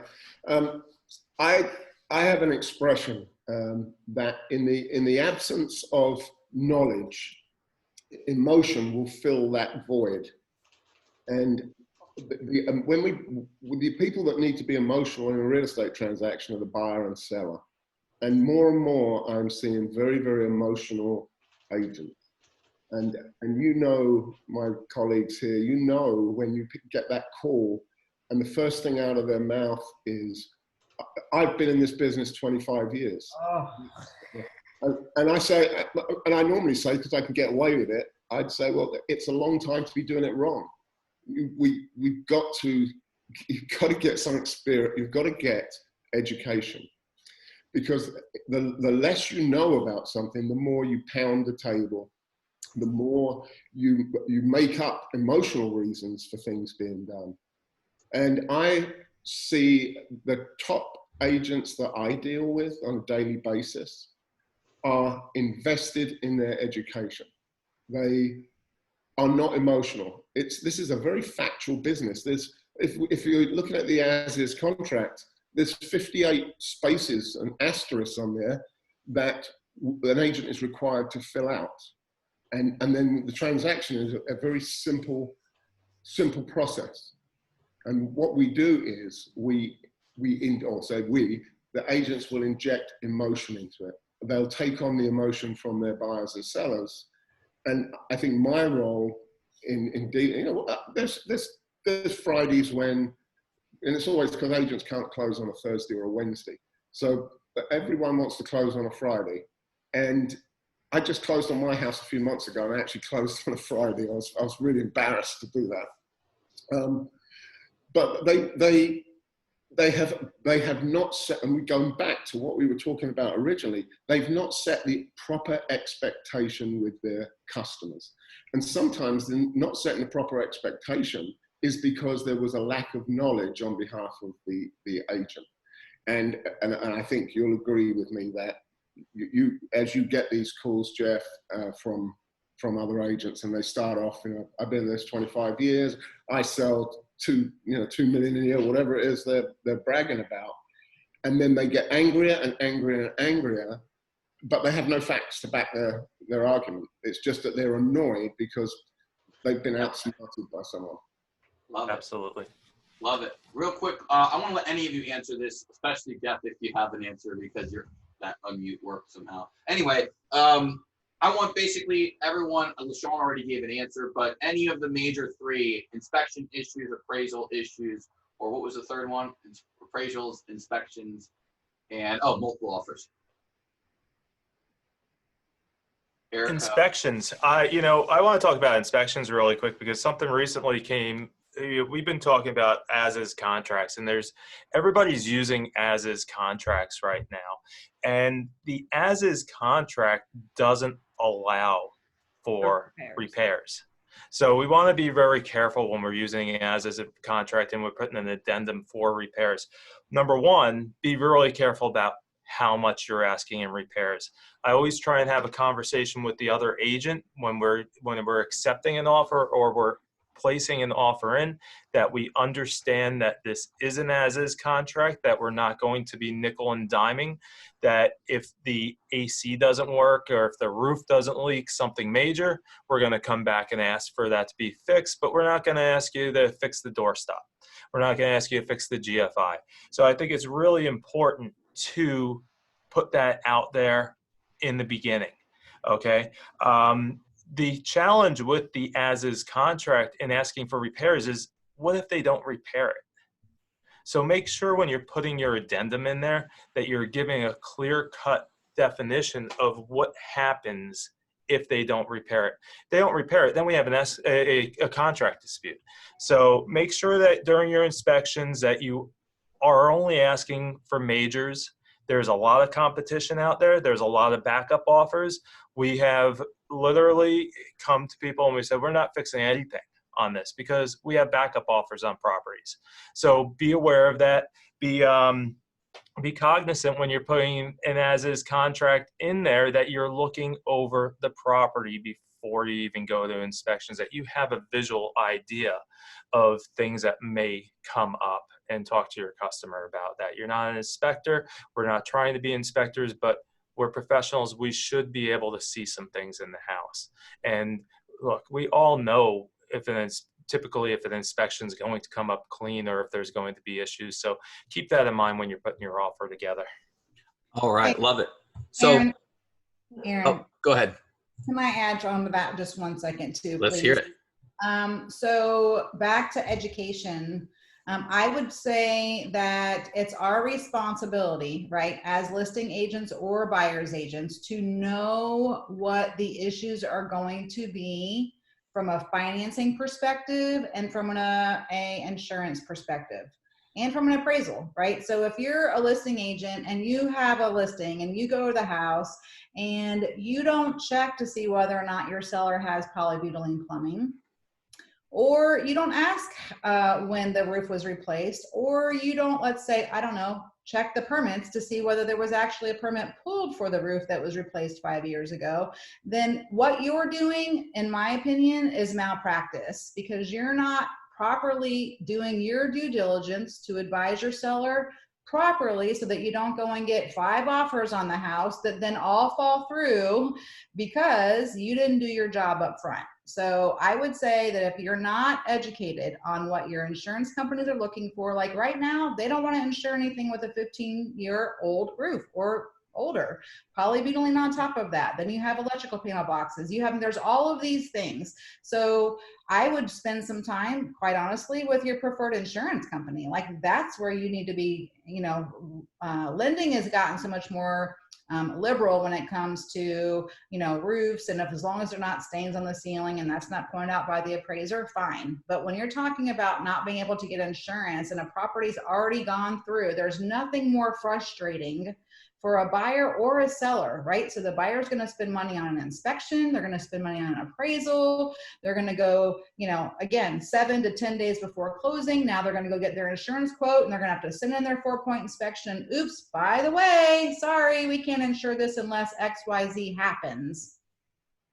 So if you're a listing agent, you're not doing your job by doing all that up front. The other day, I actually showed a property, the seller put on the seller's disclosure, don't know, the question about polybutylene, right? It comes up all the time, 1990 to 1999. I just know I got to look for it. So I go and I look behind every toilet, under the kitchen sink, under the bathroom sinks. My clients laugh at me now because they're like, you're the only person I know that gets on their hands and knees in a dress to look behind the toilets. Why? Because if they don't have the tolerance, which is the other thing you need to understand, what is your buyer's tolerance when it comes to how much liquid cash are they going to need at the end of this deal to get stuff done if they do have to replumb in the next 30 days, or they do have to put a roof on. So do your job by getting educated, and then make sure that you're communicating to the seller or the buyer so that way you prevent multiple deals from falling through, and then your customer gets mad at you and says, you know what, I'm going to fire you and go find somebody else who knows what they're doing. Please get knowledgeable. Love it. Well, that was awesome. So here's what I'm going to have you guys do. Instead of just going around with more questions, we're going to send you guys into a breakout in a second. So here's what I want to have you guys jot down. If you grab your pen real quick and just jot these couple things down. First question, because these questions are going to disappear. So Makisha, you can put these in the chat box, but that chat box is going to disappear in a second. First question is, what's the number one challenge you're dealing with now in 2020? Like, what's the number one 2020 challenge you're dealing with? What's the number one 2020 challenge, like specifically in your business, just to be clear, that you're dealing with that's specific and unique to 2020? Number two is, what are you having to do differently? This could go into any of the things we spoke about. Like, what's one major shift you've had to make, or one thing, whether it's managing their expectations better, whether it's adding a new layer, whether it's a virtual transition, whatever. And then third, for the agents or the vendors this applies to, I just want to know what your thoughts are really on any of the main three concerns, which are multiple offer scenarios, sight unseen or out of state buyers, and then basically managing expectations. I feel like we could sum them all up, and if you have another category I should have said, go for it. So the three questions, again, what's the one major challenge you're dealing with right now? Number two is, what are you doing differently? And number three is, how are you handling each of these types of scenarios? You could also break it down and do problems with appraisals, inspections, or competitive offers. So if there's a question that you would rather answer and you don't like my questions, go ahead and you can discuss that. But in a second, I'm going to send you into breakouts, and we're going to all just, everyone actually speak. They're only going to be rooms of 3 or 4, so it's super easy. Everyone should take a minute to speak. Don't hog all the speaking time. If you talk for more than 2 minutes, you're probably wasting everyone's time, or wasting everyone's speaking time, just to be clear. I'm going to send you in a breakout, though. We're going to talk about it, and then just jot down your best answers or biggest questions, because when we come back together, we're going to get the best answers and questions from the group. So in just a second, here's what I need you guys to do if you've never done a breakout before, is just stretch your hand, like link your hands together real quick, just stick it out in front of the camera like that, and then just make a little wave. And when everyone waves, what it should do is make a button pop up on the front of your screen that invites you to join a breakout group. So if you look right now, there should be a button, and you just hit that button. Hit that button, you'll be whisked away into a breakout. Make sure everyone speaks, answer the question. And if you want to keep that conversation going in there, we need your help moderating your own group. So you're going to be stuck into the room right now. I'll see you guys in a second. If you're still with me, it's because you have not hit the join button. Just go ahead and hit the join button. It should be on your screen. In a second, what I'll do, if none of you find your buttons, I will start sending you new buttons. But it is most likely on your screen or behind a tab. I promise you, you have one somewhere. Alexandra, I'm going to try to send you a new one. 1 second. You guys should all be, oh, you know what? You actually jumped in right after I made these. That's why. There, now you have one. You should have one right now. Go ahead and join. Go ahead and join. Everybody make sure you hit join if you have not joined a group.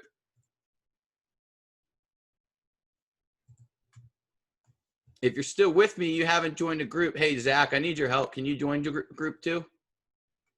Do you have time? Zach Blesnick, if you hear me, go ahead and join group 2. They need people in their group. If you're still with me and you're hearing me, it's because you have not joined your group. So while you are still with me, Ellen Tidwell, you're still with me. It looks like Manaz. I'm going to try to invite you to a different group.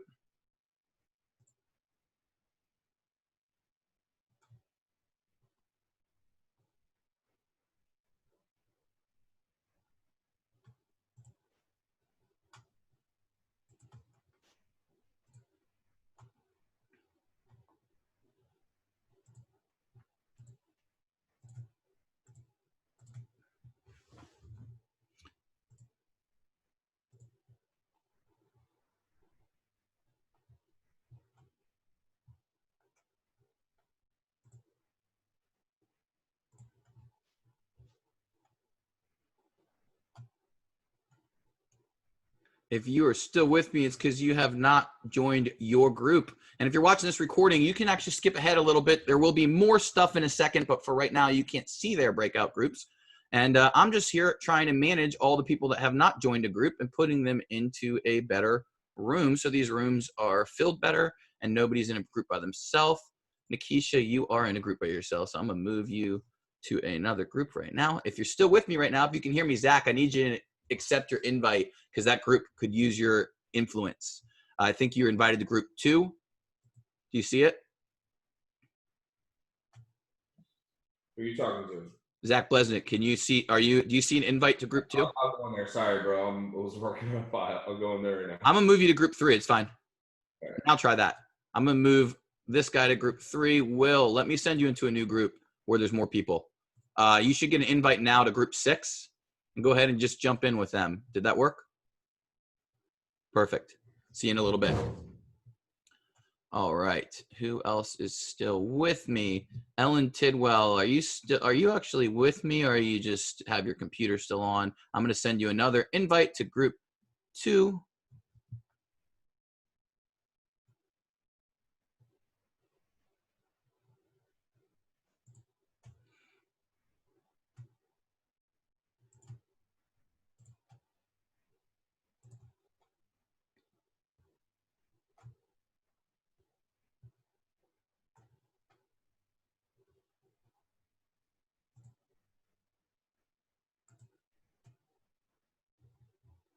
All right. If you're with me still, Will, do you have an invite to somewhere?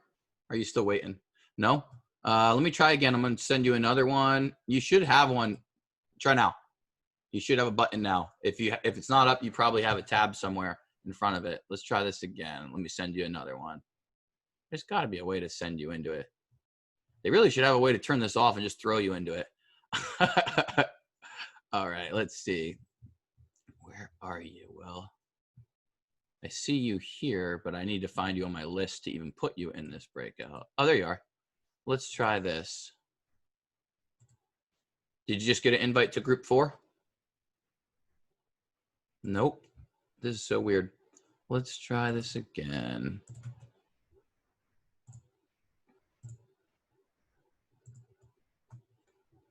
I am not positive. Let's try this again. You should get, how about now? Nothing? Do you have any other tabs up maybe? It's not popping up in front. It's worked for basically everyone else. So something's not right. Give me a second. Let me try to send you another. Otherwise, you might just want to hang out here for a few minutes. How about now? Nothing. That is weird. Well, let me try this. I'm going to just let you hang out for just a second. I don't know how to fix it other than to keep trying this. Here's what I'll do so it's not weird for you. So you're not just stuck being recorded, though. I'm going to stick you in a weight room for right now so it's not awkward for you being caught in a recording just staring at the screen trying to figure it out. But we'll be back in a few minutes. Cool. Thanks, Will. Sorry about that. I don't know what it is. All right. If you're watching the recording, you probably want to skip through a little bit. And you'll start to see some people jump back in here, but we are mostly good for now. I'm going to jump in and out of some of these breakouts, see what's going on. Let's see.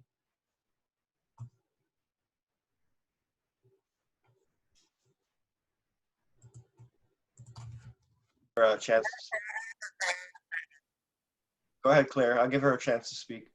Kind of like what you said with the videos, we do consultations, but now instead of going into the home, we let people send photos or walkthrough of their home through video. And also too, we do a lot more of safety precautions when it comes to COVID, like always wearing masks, gloves, making sure that no one else is on the property when we are, when we're staging the homes. So Brent, the question is, what are you doing differently now? Just doing more. It's changing around. The busiest we have ever been. I mean, we've had over a 75% jump just from April to July in service calls. Why? Because everyone's quarantined. You're stuck home. You have no choice. Everyone's using every TV in the house. The AC is running at 200% because everybody needs to be cooled down. I mean, and they don't have options. So our job got harder where we had to have service providers available. We had to have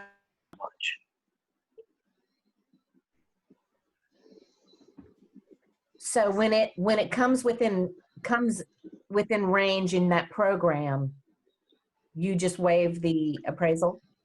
The program will tell us if we can waive the appraisal. So if it says it, there's, they could be putting 30% down and it doesn't waive.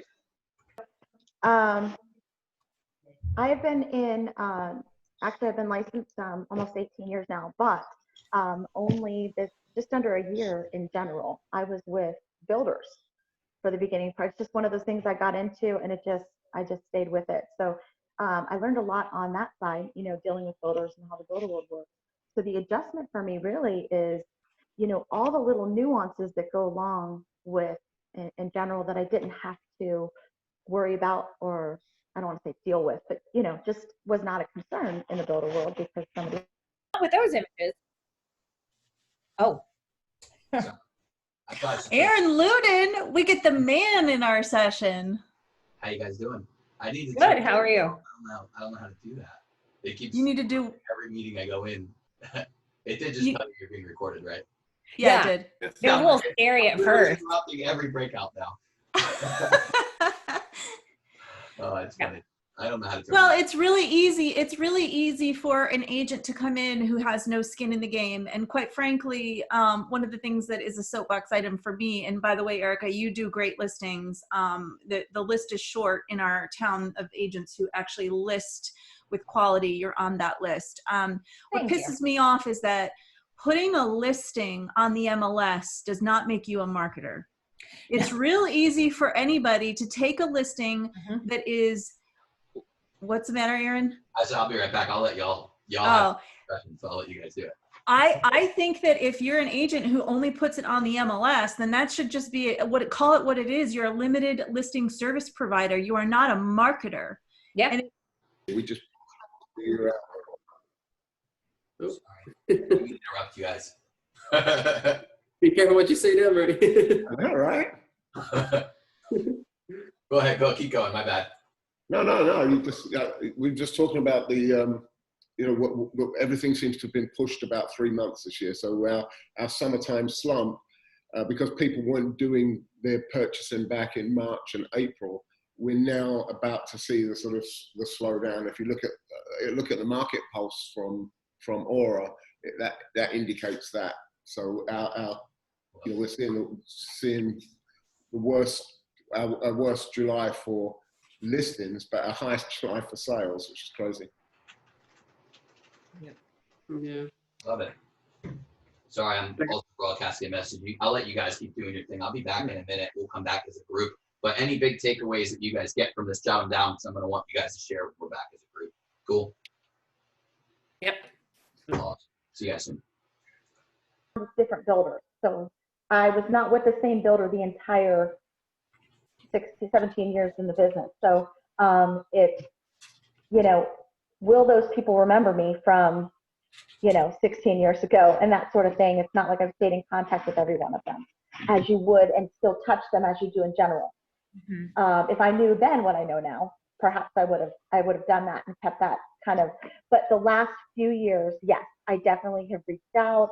I've done a postcard. I put my list together and sent out postcards. Okay. Hey, Aaron. Sorry about that. I guess that follows me wherever I go now. I've been slowly interrupting every breakout with that disclaimer. That's great, Aaron. How are you doing? Can you hear us? I'm doing great. I can hear you perfectly. How are you? How are you all doing? And what all have you what are your biggest takeaways, or what do you still want to get out of this? Because I'm going to bring everyone back together in a minute, and I'll ask any of your questions. But are there any either big takeaways you already got or big questions you still have? I have a big question. Let's do it. Okay, you know that we've been in the market long, but this is a totally different market. And I'd like to know, with all the activities that we're facing in its multiple offer situations, and we're doing great, the market is just awesome, but how do they predict the future market? Like the first and second quarter of 2021, how are we going to handle that, please? I'm going to actually probably let you ask that in a second. When we come back together, that's such a good question. I'm going to let you guys finish this discussion. I'm going to probably bring everyone back together in just a minute or two. And I would love to ask them for their feedback on your questions. So that's awesome. I'm going to jump in one other breakout, then you're going to get brought back to the group in just a second. So see you guys in a second. Thank you. That's such a good question. Then I'll be right back. Thank you. Hello, this is Ellen Tidwell. I came in late, so I'm sorry I missed what you all were talking about. Oh, that's okay, Ellen. Can we see your face or you prefer not to? We want to see you, Ellen. So tell us more about you, Ellen. How long have you been in the market? Coming out of the rice? Yep. I'm sorry. What's going on with Ellen? But Ellen's an awesome agent. She's with Watson. I don't know where she's at though. I'm with Watson Realty. Oh, You hear me? There you go. Can you hear me? Yeah. Yes. Okay. I'm with Watson Realty. I've been with them since 2011, but I've been a licensed and practicing full-time realtor since 1990. And I'm also a native of Orlando, Floridian. So I've seen a lot of change from pre-Disney and on. And I'm kind of, working in sort of a semi-retirement. My husband just retired. So before the COVID, thank goodness, because he was in, medicine. And so, I'm not, working that much simply because of the COVID, but also, we were hoping to do things together and travel, which, isn't happening. But I am seeing multiple offers and just, homes flying off the, off the wall. And I'm mostly doing a lot of video walkthroughs with buyers. I mean, for buyers who are absentee. And, sometimes we're missing out on something because they're delaying. But then again, they're not in a rush because they don't want to come down here right away. So it's, it's kind of crazy. But so I kind of came into the breakout a little late. So I don't know what the top. Welcome back, everybody.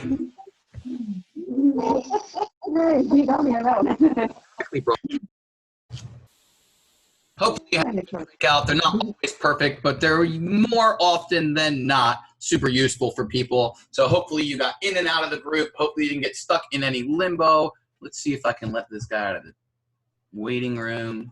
But anyway, we are going to come back together, and then I know there's one or two more questions for whichever panelists are still left. And I want to go around the horn and hear what your biggest takeaway you got from your group was, or what big questions you still have. So who wants to respond? You can literally raise your hand, or if you find the virtual way to raise your hand. I'll start with you, Renee, since you raised your hand so quickly. Go ahead and unmute yourself and go ahead. I was in a breakout with Erica Diaz, which she and I were talking about, this balance of time between, I understand as a listing agent, we want to try to help agents and make sure they're educated. But at the end of the day, a lot of the panelists talked about clean contracts. If you send a messy contract and there's 10 offers on the table, sorry, not sorry. I'm not going to call up and try to come from an educational standpoint. It is about having a full, clean contract in an awesome package. Truly look for opportunities to learn on and to collaborate on more ways to make sure that that gets done, because it's really tough as a listing agent to look at every single incoming opportunity as a way to help coach through other agents. It's not personal, it's business, and it's really important to find ways to collaborate on how to improve the way you submit offers. Well, and I want to piggyback on that because that was obviously a conversation we had. I think Murray said, emotion fills the space of lack of knowledge. And I really want to repeat it like one more time, because I think my lack of emotion may come off as mean or not forgiving or not empathetic. And it's not that I am not empathetic, or it's not that I am mean.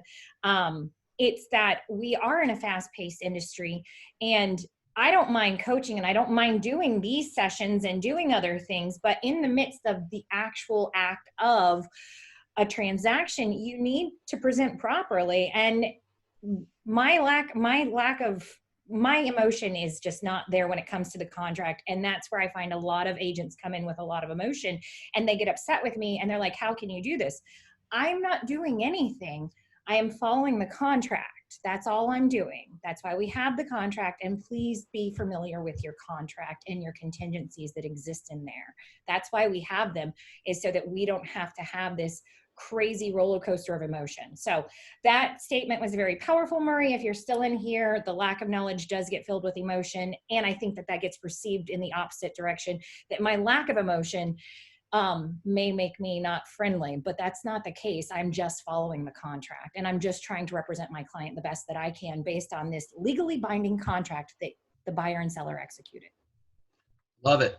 Let's actually, so I want to get everyone's biggest takeaways from their breakouts or their main questions, but Manaz had a great question. If I can find her, I'm going to let her ask. Manaz, are you there? Oh, there you are right there. Let's see.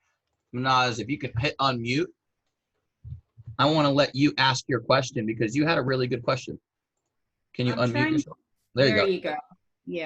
Yeah, my question was like understanding that we're having a great market now, which is multiple offer situation, and it's just in a matter of 2-3 days, we get the houses under contract. So, how do you predict the second half of the year going and the first and second quarter of the 2021? Are we expecting for short sales foreclosures to come into the market anytime soon? Or would it be sometimes the second half of 2021? Love it. Also, I would like to add to that question, what are you doing to prepare for whatever you expect? So what do you expect the future to look like, and what are you doing to prepare for that future? Murray, you're closest to where I need to hit. Do you want to answer that, or Erica, LaShawn, or Jeff? Whoever wants to answer, just raise your hand the fastest. I'm happy to. Go for it. Aaron. So I don't think we're going to see these short sales and foreclosures. Our market's been going up, and most people have equity in there. So I don't think we're going to see much of that. What we've been doing literally from March 11th, this all kind of hit. March 12th, we kind of looked at things and said, what's happening here? And on March 13th, we went into action. March 13th, we decided that we were doubling down on everything. We called our website company that we had a website that was already in production. We said, get it out, get it launched. We had originally a goal of putting 50 properties on the site. We put 150 so far this year. We're going to probably have 50 community pages on there. So far we put 150. We're probably going to have another 150 community pages on the site. It's doubling down on what you're doing now because the market's good today.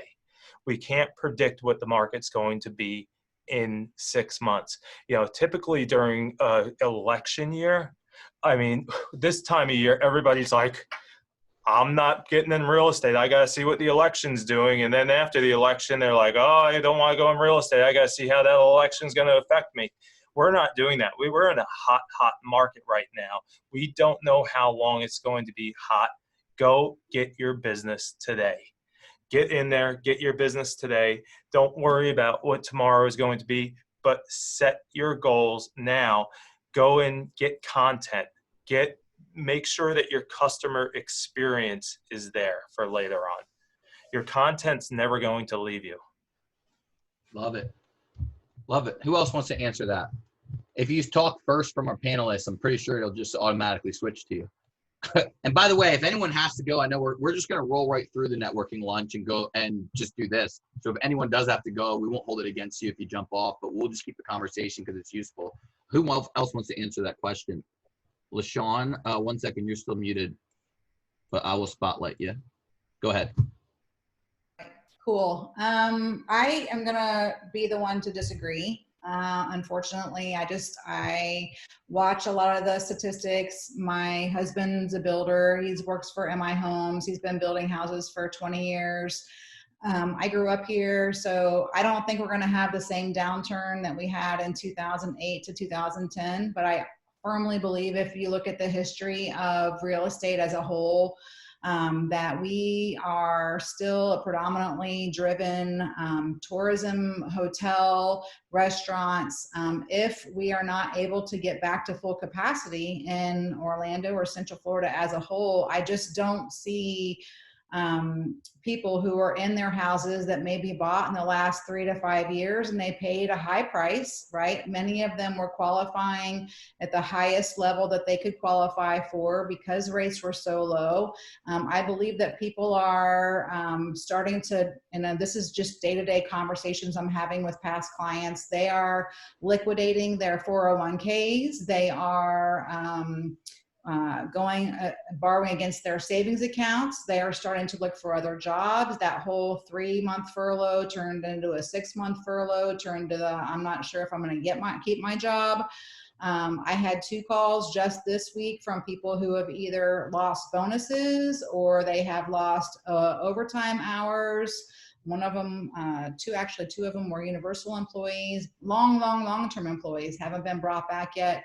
And I think that that's gonna impact us. There's no way possible that we're not going to see people having to forced to sell their property because the only way they can the only way they can survive is by the equity that's in their house. So unless they can do cash out refinance, which you can't do unless you have a job, pay it back, they're going to have to sell. So I think we're going to see more inventory come in on the market. The other indicator for me is because my husband works for a builder, they have a lot of economists that have been doing this, and MI is a huge company. They are starting to bring in closings that were supposed to happen in January and February into November and December. They're cutting off 35 to 40 days of their building cycle, and many new home builders are driving people to, so they say, in the media, new home sales. What is, I don't mean to cut you off, but, and it's totally cool if you guys disagree, like that's part of what makes this awesome.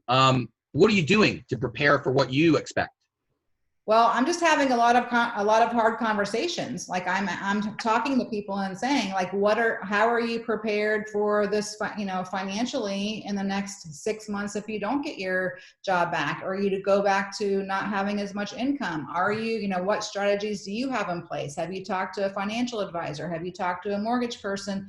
I mean, these are just sellers that are trying to figure out how to manage. And then on the buying side, when buyers come to me right now and say, oh, I want to qualify for the top end of what I'm capable of paying, and maybe I'm a 40-hour-a-week employee, or maybe I make tips, or maybe I make commissions. I'm really trying to tell people, I want you to be conservative, even if that means that you're not buying right now and you need to wait for 6 months or 9 months or whatever, then that's okay. But I feel like we talked about the signs when it was 2007 and 8, and I think we need to be honest and talk about the signs with what, is happening in front of us. And yeah, people are moving here from New York and California and Connecticut and all those places, but they're not all coming to Orlando. Many of them are going to other places in Florida. And even still, we still have a lot of people who live here who own properties that have bought them in the last 5 years, and they've paid a high price. So if those numbers adjust at all, 5%, 10%, 8%, what's that going to look like for them? So, Murray, do you want to answer the question as well? Yeah, I just think I agree with both. I think going back to what I said at the beginning, we have micro markets in Florida. What I see, talking, when I was calling around my people last night, talking to people in Gainesville or talking to someone in Sarasota, the markets are completely different in different areas. I'm looking at, Aura does a great job with the market pulse, and we're low. I mean, inventory is 40% down, and just that's happening across the board. So when you look at foreign travel as well, it's hurting. So the Davenport experience, but oddly enough, it's actually affecting us differently in Sarasota with the condo market there. Canadians are selling because they say they can't get their medical care here at the moment. Anecdotally, that's what I've heard. And then and then luxury is out that way because of people that don't want to, they're moving from New York or Chicago, and they're starting to look at their luxury home on the Keys there. So it's very hard to say what's what, but I think what's really what we were talking about in our breakout session is we are heading into what we normally have is it normally happened in the summer, our summer slowdown. We're heading into that in September. And my dear friend Ray Lopez explained that to me last night. And he's a numbers guy, and he just said, if you look at the numbers, July, we had a push, we had a boot in July because of the slowdown in January and February and March. But now that boot's gone, and we will see a very slow October, November. Love it. And by the way, one thing, if you guys want to utilize, I probably should have said this earlier, the chat box. If you disagree, if you agree with anyone, if you've got feedback, just drop it in the chat box. I know George just wrote some awesome feedback. I know Diane Sterling just wrote some great feedback. What we'll actually do is download this chat box. And when we blast out the replay of this video, we'll have the entire chat in there so that everyone's feedback is there for anyone that wants to sift through it. But Erica, I want to let you answer as well. And then honestly, I want to ask a few of the other top performers that are just on this call that aren't on the panel, what their thoughts are. But Erica, what are you seeing and how are you preparing for whatever you expect? So it's funny, I kind of do agree with Murray that I'm somewhere in the middle, because I have sold, I can't tell you how many employees from Disney or Universal or whoever that got furloughed here, and so they've left. But then at the same token, we've had so many coming in from New York or wherever. So I think that there is potential for some short sales and some foreclosures. And I did look at some statistics here in downtown Winter Garden of what is in pre-foreclosure, but we all know what pre-foreclosure means. That doesn't mean for sale, and a lot can happen between there and there. So I do believe that it's a little bit of both. With interest rates staying low, I think that that will help protect us. And then I know LaShawn talked about new construction, but if anybody can remind me, because I don't know the exact numbers, but somebody in here must know, when 2008, 2007, what was the average inventory like at that moment versus what we have today? And I know the answer is different. I just don't know the specifics, but I think it was significantly higher than 36 something months. And right now we're like at a month's worth of inventory, if you can calculate that into, yeah. And I don't think it was double, Emma. I think it was much higher than double in 2007, because we are running on like a historic low right now. So I think what that means for us is that there is a little bit of safety in that. It might be false security, but there is a little bit of safety in that. And I hope that with people leaving the state because they are unable to work in those tourism industries, and then people coming into the state that are still your essential employees and Lockheed's and all of that, I'm hoping that it kind of just balances itself out. But I'm not an oracle, so I don't really know. And if I were an oracle, I wouldn't be doing this. Love it. Renee Funk raised her hand. I'm going to go to her. Renee, what are your thoughts? Or what is your question, either or? Thoughts are is that we as real estate professionals can go back and forth at all on all of our individual opinions on predictions. I quite frankly think it's a waste of time. I think that the critical thing that we as agents and professionals need to be doing is to look at our business with a business plan in place and say, how do I weather every storm? How do I weather every season? We've lived through 2008, 2009, 2010. We know what that looks like. We as Orlando real estate agents are, in my opinion, the most fortunate and blessed realtors to represent a hyper-local market. What Murray said is spot on. We can't answer the Orlando real estate marketplace with a blanket statement. We have hyper-local markets. We have second home investors. We have short-term rental communities. We have primary residence communities. They can all be very different. One might be buyer's market, one might be seller's market. Focus on content. Focus on being evergreen.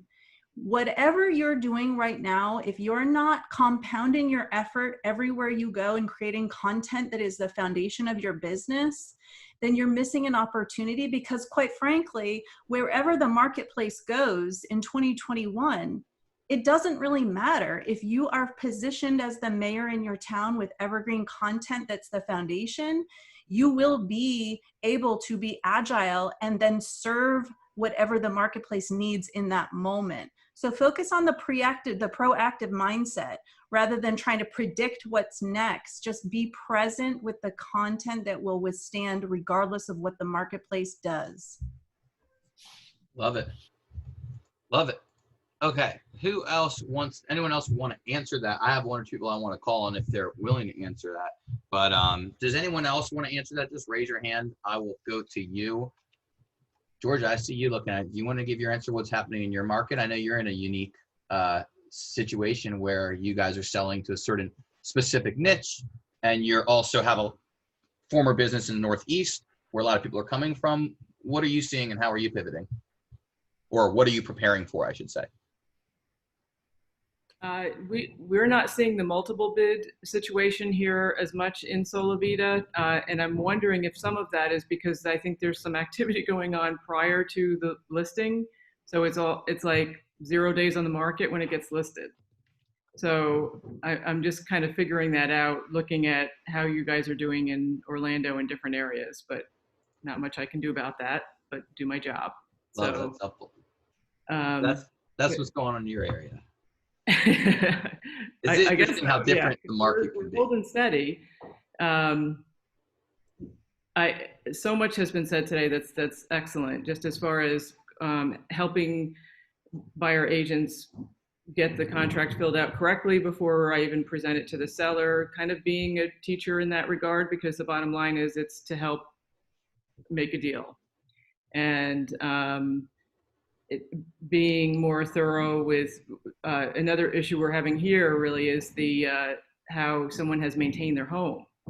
So that issue of someone trying to avoid replacing their roof when they know they really need it, and then having these other issues come up as a result once they're under contract. So more the prep work with listing agents as well. What are you doing to make sure that your agents are prepping them properly?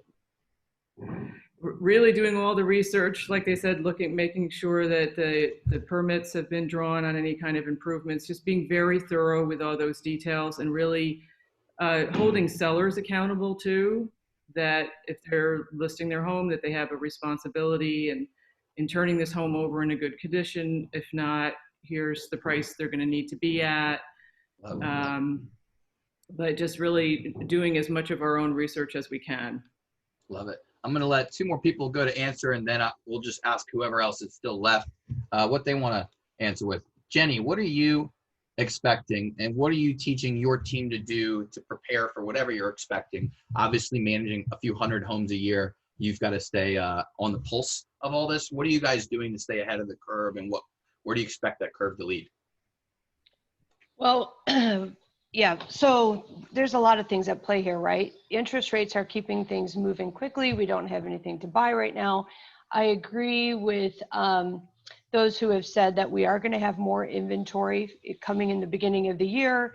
That's typical, just from a seasonal perspective, but I also think we're going to start to see the distressed sellers, not pre-foreclosure, like Erica said, but distressed. They're going to need to access their equity. They're going to need to move on, and affordability is going to be an issue for them. They're going to be out of money. So I do think that we're going to see a little bit of a stabilization there. I do agree with Ray Lopez that we are starting to see it flatten out a little bit right now, and which is to be expected this time of year anyway. We're a little bit late on the curve, which, that's because of COVID. But we are starting to see it flatten. Buyers are a little bit fatigued trying to find properties. Sellers are afraid. Sellers have refinanced and they're staying put. That's a whole nother other option or, challenge that we have, with inventory issues. We are training our agents to seek out inventory in other places. I think we're going to see the deconstruction of MLS in our future. Opendoor is coming in hard and strong. They just went, public. They are going to have a large market share. Zillow is buying up properties. They're going to have a large market share. What happens when those big companies decide not to put them on MLS? Have all of us go search all of their individual websites, and our job as buyer's agents actually became more valuable, but we're going to have to work a little harder to find that inventory. So we're training that on a regular right now, because that's coming down the pike very, very quickly. So a lot of a hodgepodge there. No crystal ball here, other than we have to dig in, work harder right now. We can't wait for it to just pop on MLS and go fight for it. We've got to dig for the inventory. We've got to make sure we're representing our sellers, and we have to show our worth, that our sellers can get more because of our value. They don't need to hit that easy button with Opendoor, Zillow. Why would they leave $20,000 on the table when we can do it and try to make that transition easy for them as well? So lots of hodgepodge there, but love it. Love it. I want to go to one other person who has a unique perspective on the market. Steve Bell is one of our newest partners. He's with HBI, and they do a ton with foreign investors, foreign business owners, people that own a business here, people that are overseas. He deals with a lot of agents on the southwest side of town. What are you seeing? What are you expecting? And how are you preparing and telling people to prepare? Hey, Aaron. Hey, everyone. Good morning. Yeah, it's definitely been a different trend right now since COVID. Generally, the resale market for vacation homes, and this has been a trend for the last couple of years, have been mostly where U.S. people were buying up the old vacation homes and foreign nationals were buying the newer homes. Now, with the changes in the financial markets and the what we're seeing as far as currency exchange and that kind of thing, a lot of foreign sellers were selling because of, you know, they had bought maybe 10 years ago, they bought when the downturn, and so they really got good deals. Now they were selling to get rid of investment properties, you know, because they were making some money. Now what we're seeing now, especially, is there's distress. They're not in foreclosure, but they don't have the options that say a resident homeowner has as far as you know, helping out with a mortgage. So a lot of them are a little bit afraid, and they're trying to sell now and get out because, frankly, they're not getting much on their investment right now, because rental homes, you know, are definitely down as far as the rents in the homes and that kind of thing. So we handle, you know, thousands of non-resident returns a year. So we definitely see those trends. The FERPTAs are still kicking, a lot of people selling, you know, and honestly, until the borders open up, I think that's not going to change. Once the borders open up again, then I think we'll see investors coming in, because I think there'll be some good deals for them. So that's kind of what my perspective, what we're seeing right now. Got it. Love it. All right. Who else wants to share? Either you can answer the question of what you're expecting. Actually, not even what you're expecting. I don't want to get everyone's predictions. Let's just answer the question of how you're preparing for the future, or what your biggest takeaway was from today's session so far, the biggest thing you learned, the best idea. We'll just go around the horn on either one, either from your breakout or the main session. How are you preparing, or what was your best idea from today? And by the way, if you've got to go, you got to go, no problem. But let's jump around the horn. If you want to answer, just raise your hand virtually or literally. I will go to you, Emma. Give me 1 second. All right. If you unmute yourself, you are spotlighted. Well, in our breakout room, I said that because I follow you on social media, and I'm sure all of us do, one of the brilliant things that you said when this whole thing started is winners, they expand and not contract in times like now and times like today and COVID. And that resonated with me so much. So that's my takeaway, is don't contract. You've got to expand right now if you want to be top of mind when people are thinking about buying or selling. So that's it. Love it. And I would love to take credit for saying that, which I did say it when you quote it, but it's from Grant Cardone. So I got to give him some credit. He talks about when everyone is contracting, he wants to expand. You know, when the market's contracting, when people are pulling back, when people are spending less, it's a great time to dominate your market. So maybe there's an area you farm, for example, and it's a little, we're kind of in a hot market, so you kind of missed the boat on this one. But people started to pull their money out of things when the uncertainty was larger, I guess you'd say. When there's uncertainty, people contract. And it's one of the best times for companies to capture market share, when they're willing to grow while everyone else is retreating. So who else wants to share something? Either you got out of the breakouts, or your big takeaway, or what you are doing to prepare for the future. Just raise your hand, literally or virtually. I'll call on you. Mauricio, give me a second. I'll spotlight you. Go for it, man. All right, what's going on, Aaron? So our big thing on number one was challenges dealing with in 2020, and what are you having to do differently? From the title side, you know, we love to have agents come to the office with their clients and, you know, do a big closing, have a celebration, throw confetti up in the air.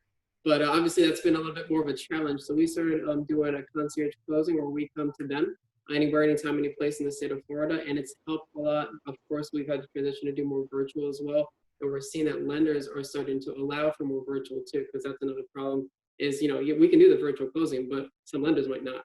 So we're seeing that that's starting to become more of a trend, and I think that people are going to continue to transition into that, especially with more, like they were saying, foreign nationals selling and not being able to be there in person, having to do remote notarization, things like that.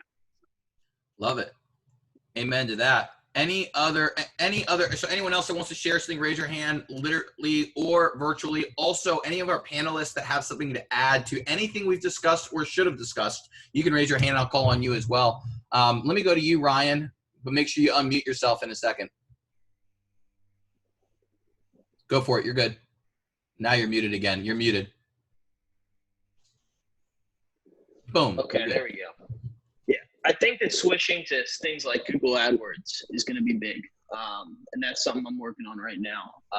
Mostly because, well, I can do refis too, and purchases go, if they go down. But unfortunately, I'm not seeing that.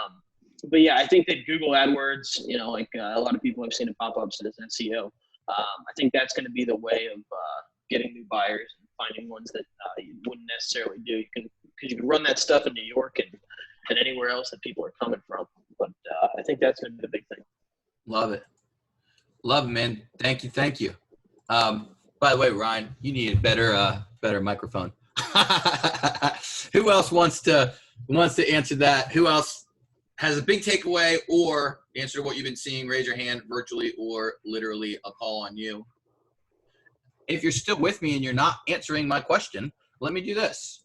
I am going to drop a form into the chat box. Honestly, we usually do this in the middle of the session, but I didn't want to interrupt the conversation. There was too much good stuff going on, which is why we ran over and just kept it flowing instead of as planned. But if you want to click on the form that I just dropped in the chat box really fast while you're with me, just click on that form. It's just your feedback from today's. So it'll literally take you 2 minutes. You can do it while you're here. I won't even be able to tell you're typing it. Other than that, you'll be typing it. But look up when you're done so I know that you're done and you can move on. But that's basically just some feedback from today, what you thought about it. I'll go to you in a second, Erica. But the jot form in the chat boxes would be amazing. It's just some feedback on today, some feedback on whether you've been part of our virtual sessions before, and a few quick small questions about who we can connect you with and whatnot, and whether or not we can follow up with you. That would really help us if you can fill it out, especially since there's probably only 30 or 40 of you that are going to fill it out. I will bribe you with free stuff. I'll make it easy. Let's see.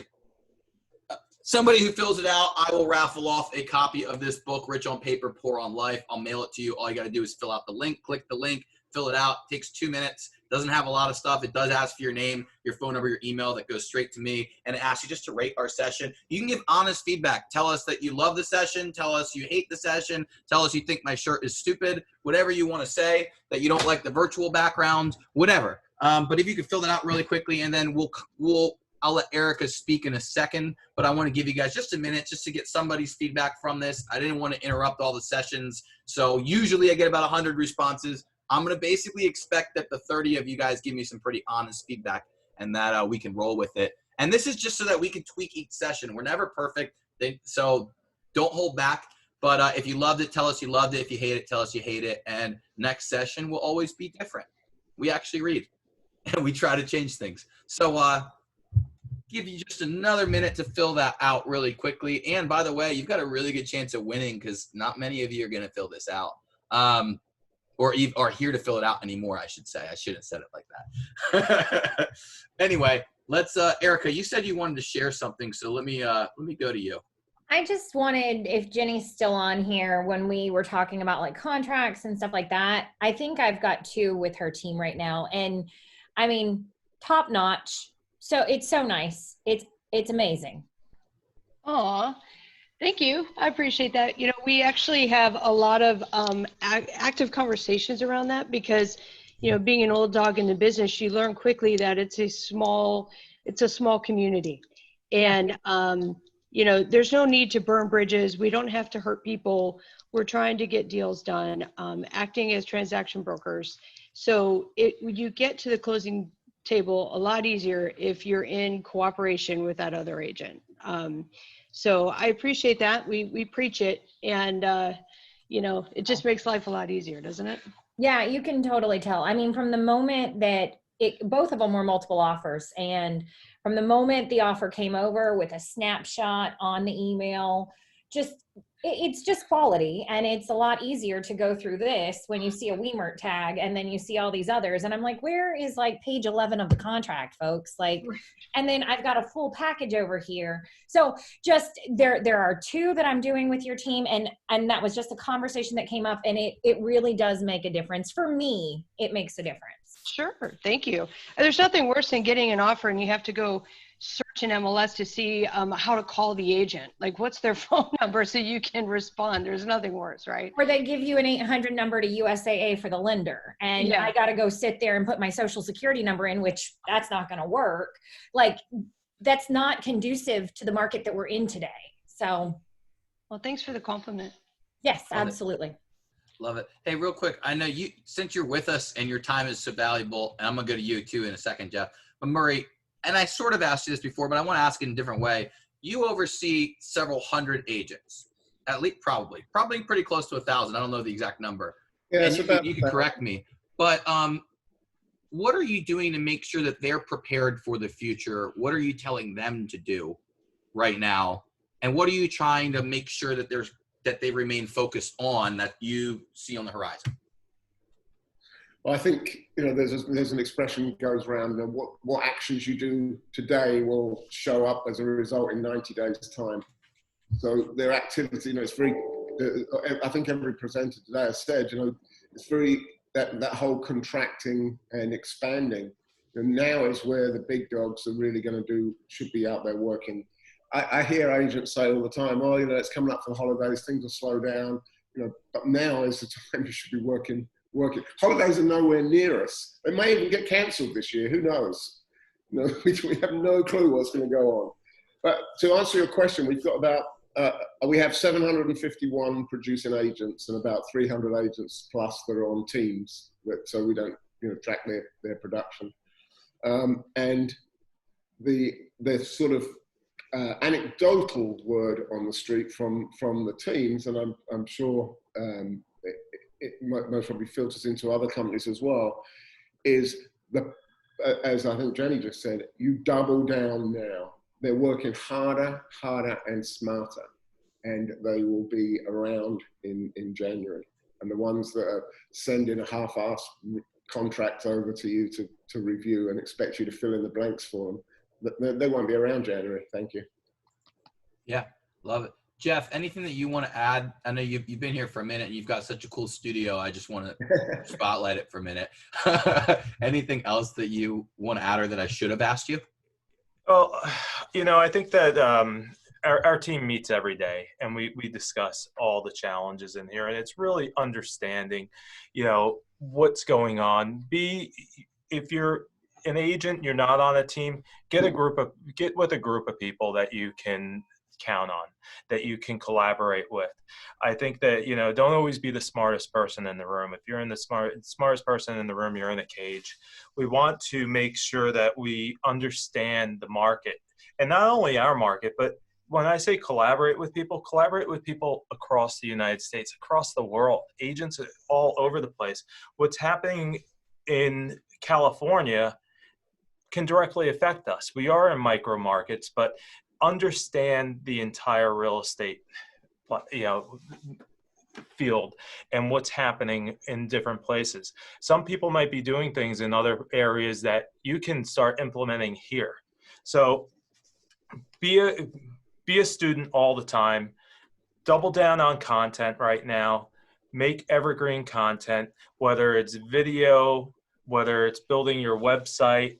Make sure that you're doing the things for your foundational work today. Love it.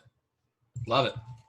Anything else that anyone else wants to add, wants to share, wishes we talked about, or wants to ask the people who are still left? Speak now or forever hold your peace. And this is just switched to you if you unmute yourself. I think you should be able to unmute by yourself. At this point, let me know if you want to share something, want to ask something, or want to add something, or I will cut everybody out and kick you guys out in a minute or so. Alexandra, go ahead. Quick question, Jeff and Renee. What do you mean by evergreen content? Ooh, I could answer that, but Jeff, why don't you answer it? Go ahead. Content that'll stand the test of time. It will always be there. What you do today, people are going to find in a year, 2 years, 5 years, 10 years. I was at a recently at a builder event that the builder was, they had a project that was on the 10 years ago that got canceled. And I was sitting there at the project and I was like, this community sounds familiar. I Googled it and our website was the #1 result on there. I was like, wow, the things that I did 10 years ago, people still call us up about, hey, I saw this post. I'm like, that's crazy. We had a post about a pumpkin patch and the pumpkin patch and celebration. Every year we get calls about that post, people asking us, hey, where is this?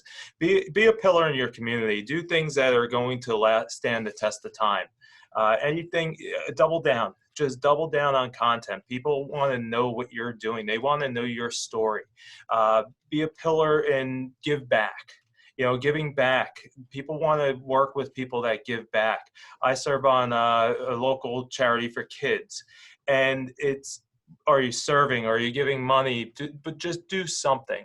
Do something other than real estate. Show people that you're giving back to the community. It's huge. Love it.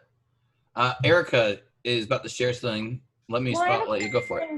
For Jeff or Renee or Murray. So in years past, we all have historically done client retention, whether it's a quarterly event or whether it's a Christmas event or whatever the case may be.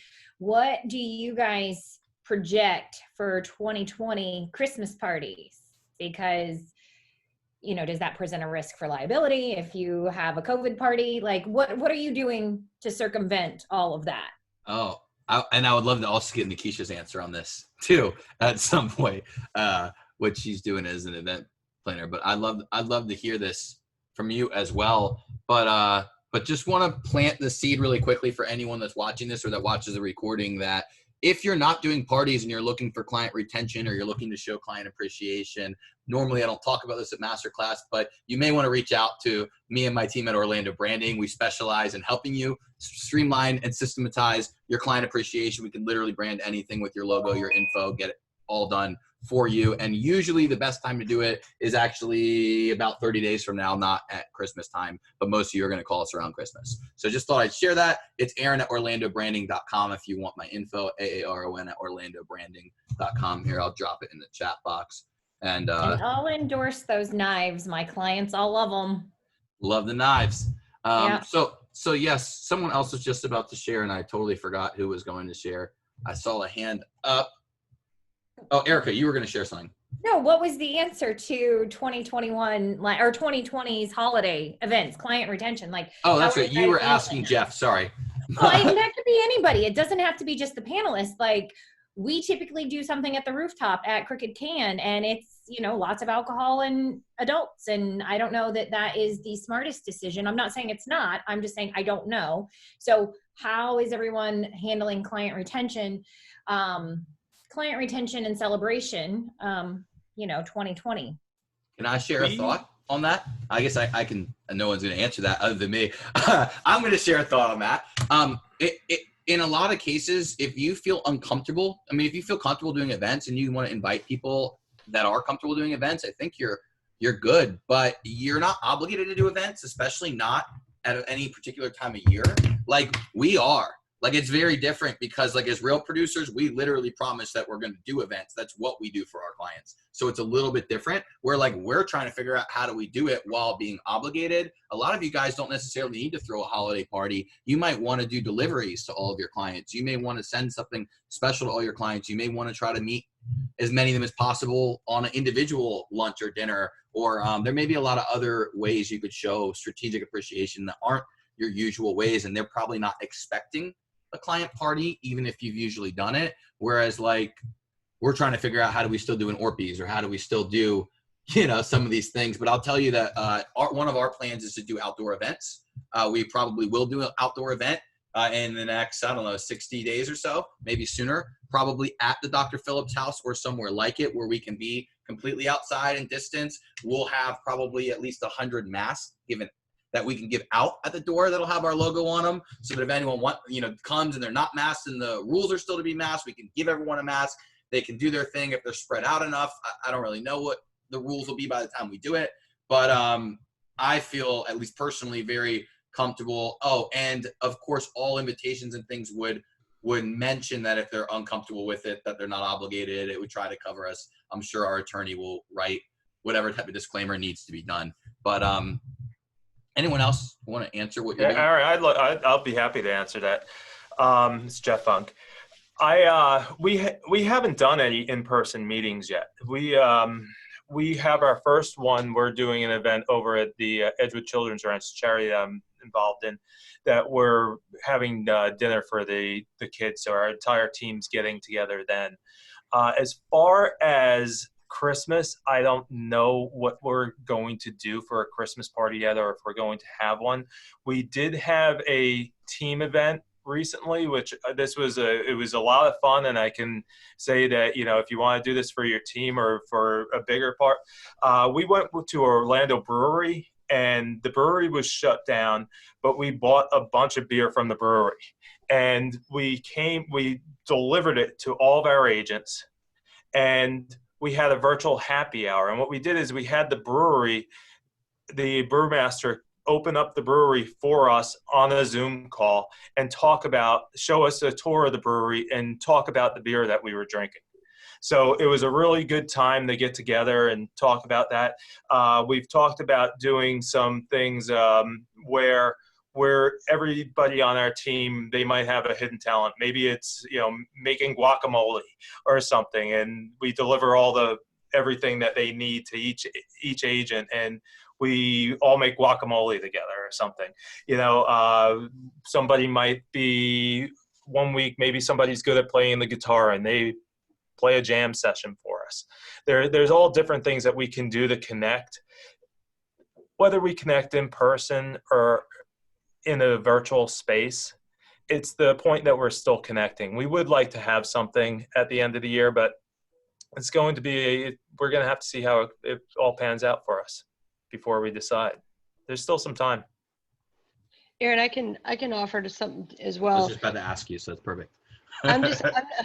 I'm not overly comfortable doing groups yet. I don't want to, I would be absolutely mortified if we had a breakout based on a Christmas party that we had to throw. It just seems non-essential to force people together at this point.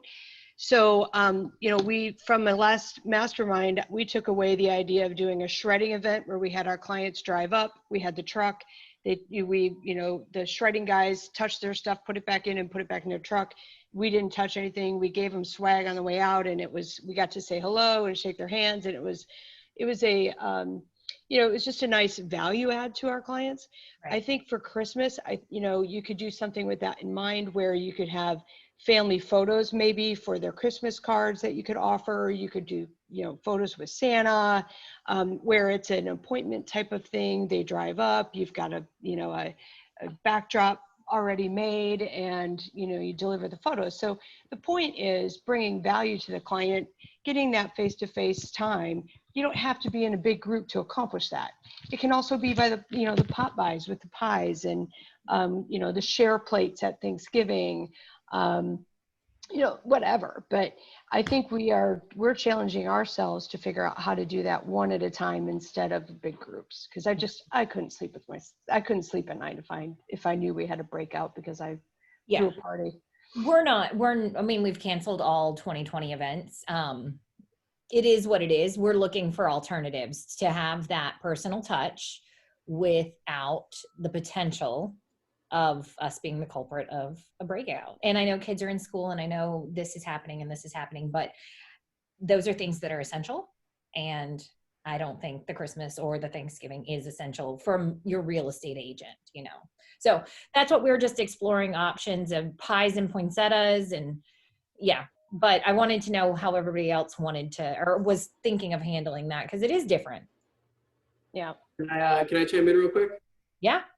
So I was reading on Inminent, I believe it was a realtor brokerage in New York. They actually hired, kind of similar to what Jeff said about the guacamole. They hired a bartender. It was a famous bartender. I think bartended at like some celebrity's wedding or something.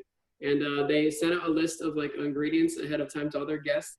And the bartender would show them how to make the drinks, and they just have a fun time making drinks and kind of laughing about, messing up and stuff like that. I thought it was a good idea, little cocktail hour virtually. So, You know, that is funny. And there's a drag queen that's doing sangria. And that, I hadn't thought about applying it to this, but now that he mentioned that and you were mentioning that could be a Christmas party where we have a drag queen or this bartender or whoever, and then we send out that ingredients. I don't know. It's just interesting to pass Think that about around. your local vendors, because if you can partner up with a local company, it's a nice touch. Sure. Also, one of the things that we did, I know that we did it down in Southwest Florida with Southwest Florida Real Producers. They launched basically, I want to say at the very start of the pandemic, or maybe even during the pandemic. And so they're like trying to throw a launch party. They actually did a virtual event, but they had delivery. So to register for the event, you had to actually say what address you would be at. And they worked with a catering company to literally like make drop-offs for the first 50 people that attended this event. Now, that, like, for us, that's like a total nightmare. Even like 100 of you are on this call, that would be nuts. But for most of you guys, your client appreciation parties probably aren't that giant. You probably could coordinate deliveries to 20 or 30 people. And what they do is they deliver the night before or the day of. They deliver like usually things that that's non-perishable, like that can be, I don't know exactly what they picked and whether it was heated or whether it was just like, I don't really know. I just know that they started making drop-offs the night before and they went through everybody. So everyone it was like a virtual brunch. And again, that's just a concept that some of you could probably really pull off this year if you wanted to. Who else wants to share something or hasn't answered that? Nikisha, I know you're like the event queen. So what do you do? I mean, you're going to be running them from, several countries away as well, and maybe a 10-hour time difference. So what are your clients doing and what are you recommending? Like one of the really big things is kind of like you were saying, like with the drop-offs and stuff. But what I've been telling my clients and working with them to do is subscription box models. So like subscription boxes have really like coined this market already. Like they'll put together something that's branded really nicely that usually comes together, has nice gifts, and they work with different suppliers to put these boxes together already. So I know people think subscription boxes have to be monthly, but they have written this formula for you. You can send them an Excel sheet of addresses. They will deliver it, have certain days for them to be delivered by. So I have 2 or 3 clients who are already using subscription box companies to fulfill the drop-offs. I'm gonna actually piggyback on what you're saying. I can guarantee you that if you have a list of people that I can definitively get you, not necessarily a subscription box, but we can get you very high-end swag and promotional products and things drop shipped straight to your clients.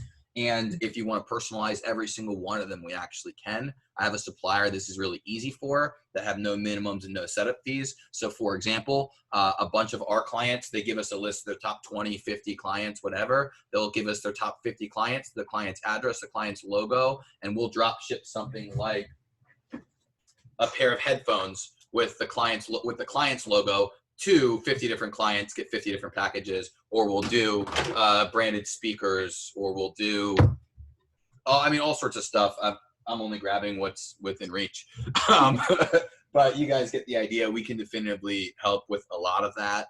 And so if you know up front and you're organized with it, we can definitely help you do a lot of But like what you were saying for like the holidays, people always make the mistake of doing this like so late. Like I've been telling anybody like, right now, September, October, I would really have the game plan down and ready to go for what you want to do for the holidays. Like you should be planning right now. Another one, like we sent out 50 of these one year to 50 different people with 50 different logos, or it could be like it could be your logo and their names or something like that. What is that? It probably doesn't fit everyone's team, but that fits some of you, for your team members, for your clients, like literally all of these items. There's a ton of tech, there's a ton of gadgets, there's literally like there's bags, like backpacks, like super quality one. There's tech stuff, there's speakers, there's power banks, like you name it. They've got some pretty cool stuff. Here's what I'm gonna do. I'll jot what I'm talking about in the chat box. You can look at whatever you want, but we can get anything. And I think the prices are even listed there, but they won't sell to you. They will make you go through someone like me. So you might as well call me anyway. It's called Orage Audio, OrageAudioPromo.com. Boom. just dropped it in the chat box. If you go to that link, we can literally get you anything there. There's no minimums. There's no setup fees. They'll drop ship straight to your clients. They charge, I want to say $2.50 a client, and the first 10 they don't charge. So like if you have 50 clients, it's pretty damn cheap to let them do it. And they'll even package the boxes with your own letter or your branded stuff, but you mail it to them. So if you're like, hey, we want them to get a really nice package with their info, but we want this letter in it, print the letters, ship them out. We can even help you do that. I'll probably charge you to do it though if you want me to do it because I don't do that, but my team can do it for you. But that's just an idea, by the way. It doesn't have to be done through us, but like since you're mentioning subscription boxes and things like that, like we can definitely do this. We do this for most real producers around the country this time of year. So yeah, thought I'd plug that in there. There's all sorts of like really cool stuff too. And you'll probably recognize like our power banks. We give away a lot of this stuff at the Real Producer events. So you might even go in there and be like, oh, I got one of these on the boat party, or I got one of these in a raffle. Like we've been giving out their stuff since day one of Real Producers. Any other ideas or thoughts? I didn't mean to hog all that, but Oh, make your own charge anyway. This right too for the holidays. I'm thinking I might do something like that, like a make your own ornament kit, which that people can do with their kids for the holidays. I'm thinking of things at the moment. So I actually have to run, but thanks for letting me say my 2 cents. No problem. Anyone else before I cut this whole recording off? Because we are 8 minutes over, so we are done unless someone needs to share something, wants to share something, or has a last minute question for the people who stuck around. And thank you for sticking around. Oh, is that a wave or do you need something? Okay, that's a wave. Actually, I want to go to one person real fast since he's still here. Mike, go ahead, man. Let's plug the restaurant. Since people are here, he's got an amazing restaurant. Might as well tell everyone about it.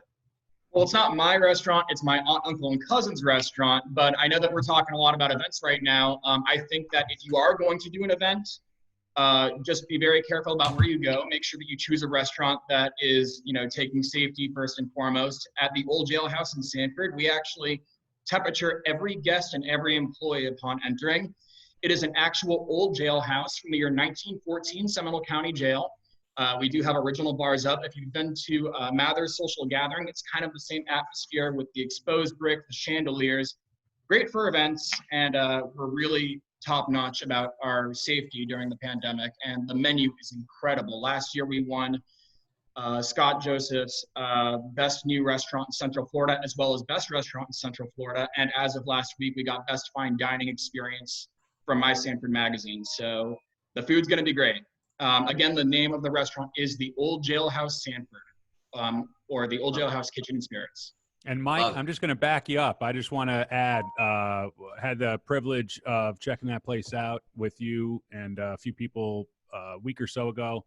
Not only great food, but awesome bartenders too. I haven't had the privilege to eat there yet, but we did have some drinks, and cocktails are awesome, which is important to me. So great place. It's definitely a fun time. I went out as well. I went to dinner there right after he told me they had a new chef, and that even though I had been there before, that it didn't count. I've been there multiple times before, but not recently. He told me to check it out, and I will tell you that the food has always been very good there, and now the food is like world class kind of good. Like when you eat, you don't say, "Oh, this is a really good restaurant." You say like, "Whoever cooked this is a remarkable like world class talent and probably going to win some awards." That's at least like how my experience went. But Emma gave me a great idea, and since you're still here, since there's the 19 of you are left, I'm gonna raffle off one of these. It is the Vinny. It's basically like a Yeti, but not made by Yeti. It's a lot cooler than Yeti, and here's why. Aside from the fact that it comes in a much nicer packaging, which as a closing gift, it's nice to have an actual package rather than just a cup that you got to figure out what to do with. But also it has a lid that slides closed so you don't spill. That's one of my favorite things. And it has a nice reminder for everybody that, can you see this? We can brand anything. In case you forgot. So I'm gonna raffle this off. I don't even know how should I give this away. Okay, here's how I'll give it away. There's 19 of you on here. I'm thinking of a number between 1 and 19. Drop it in the chat box. First person to guess it, you get the Vinny.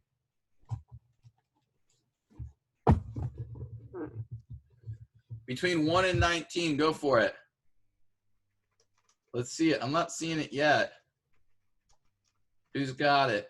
You can guess a second time if you want without putting a whole number. 12. Boom. Mauricio, you got it. It was 12. Mauricio, you're the winner of a Vinny. That was fun. We should do this every time. It should be like 100. One in 100 is what I should do. and we should give out money. What do you guys think about that?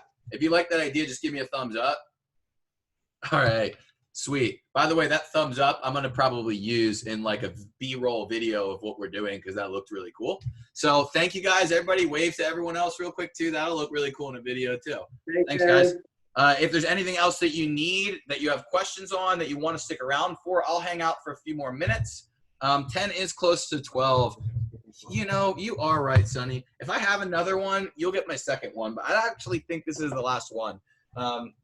Sorry. So anyone else who want to, actually, let me just say, if you're watching this recording, see you later.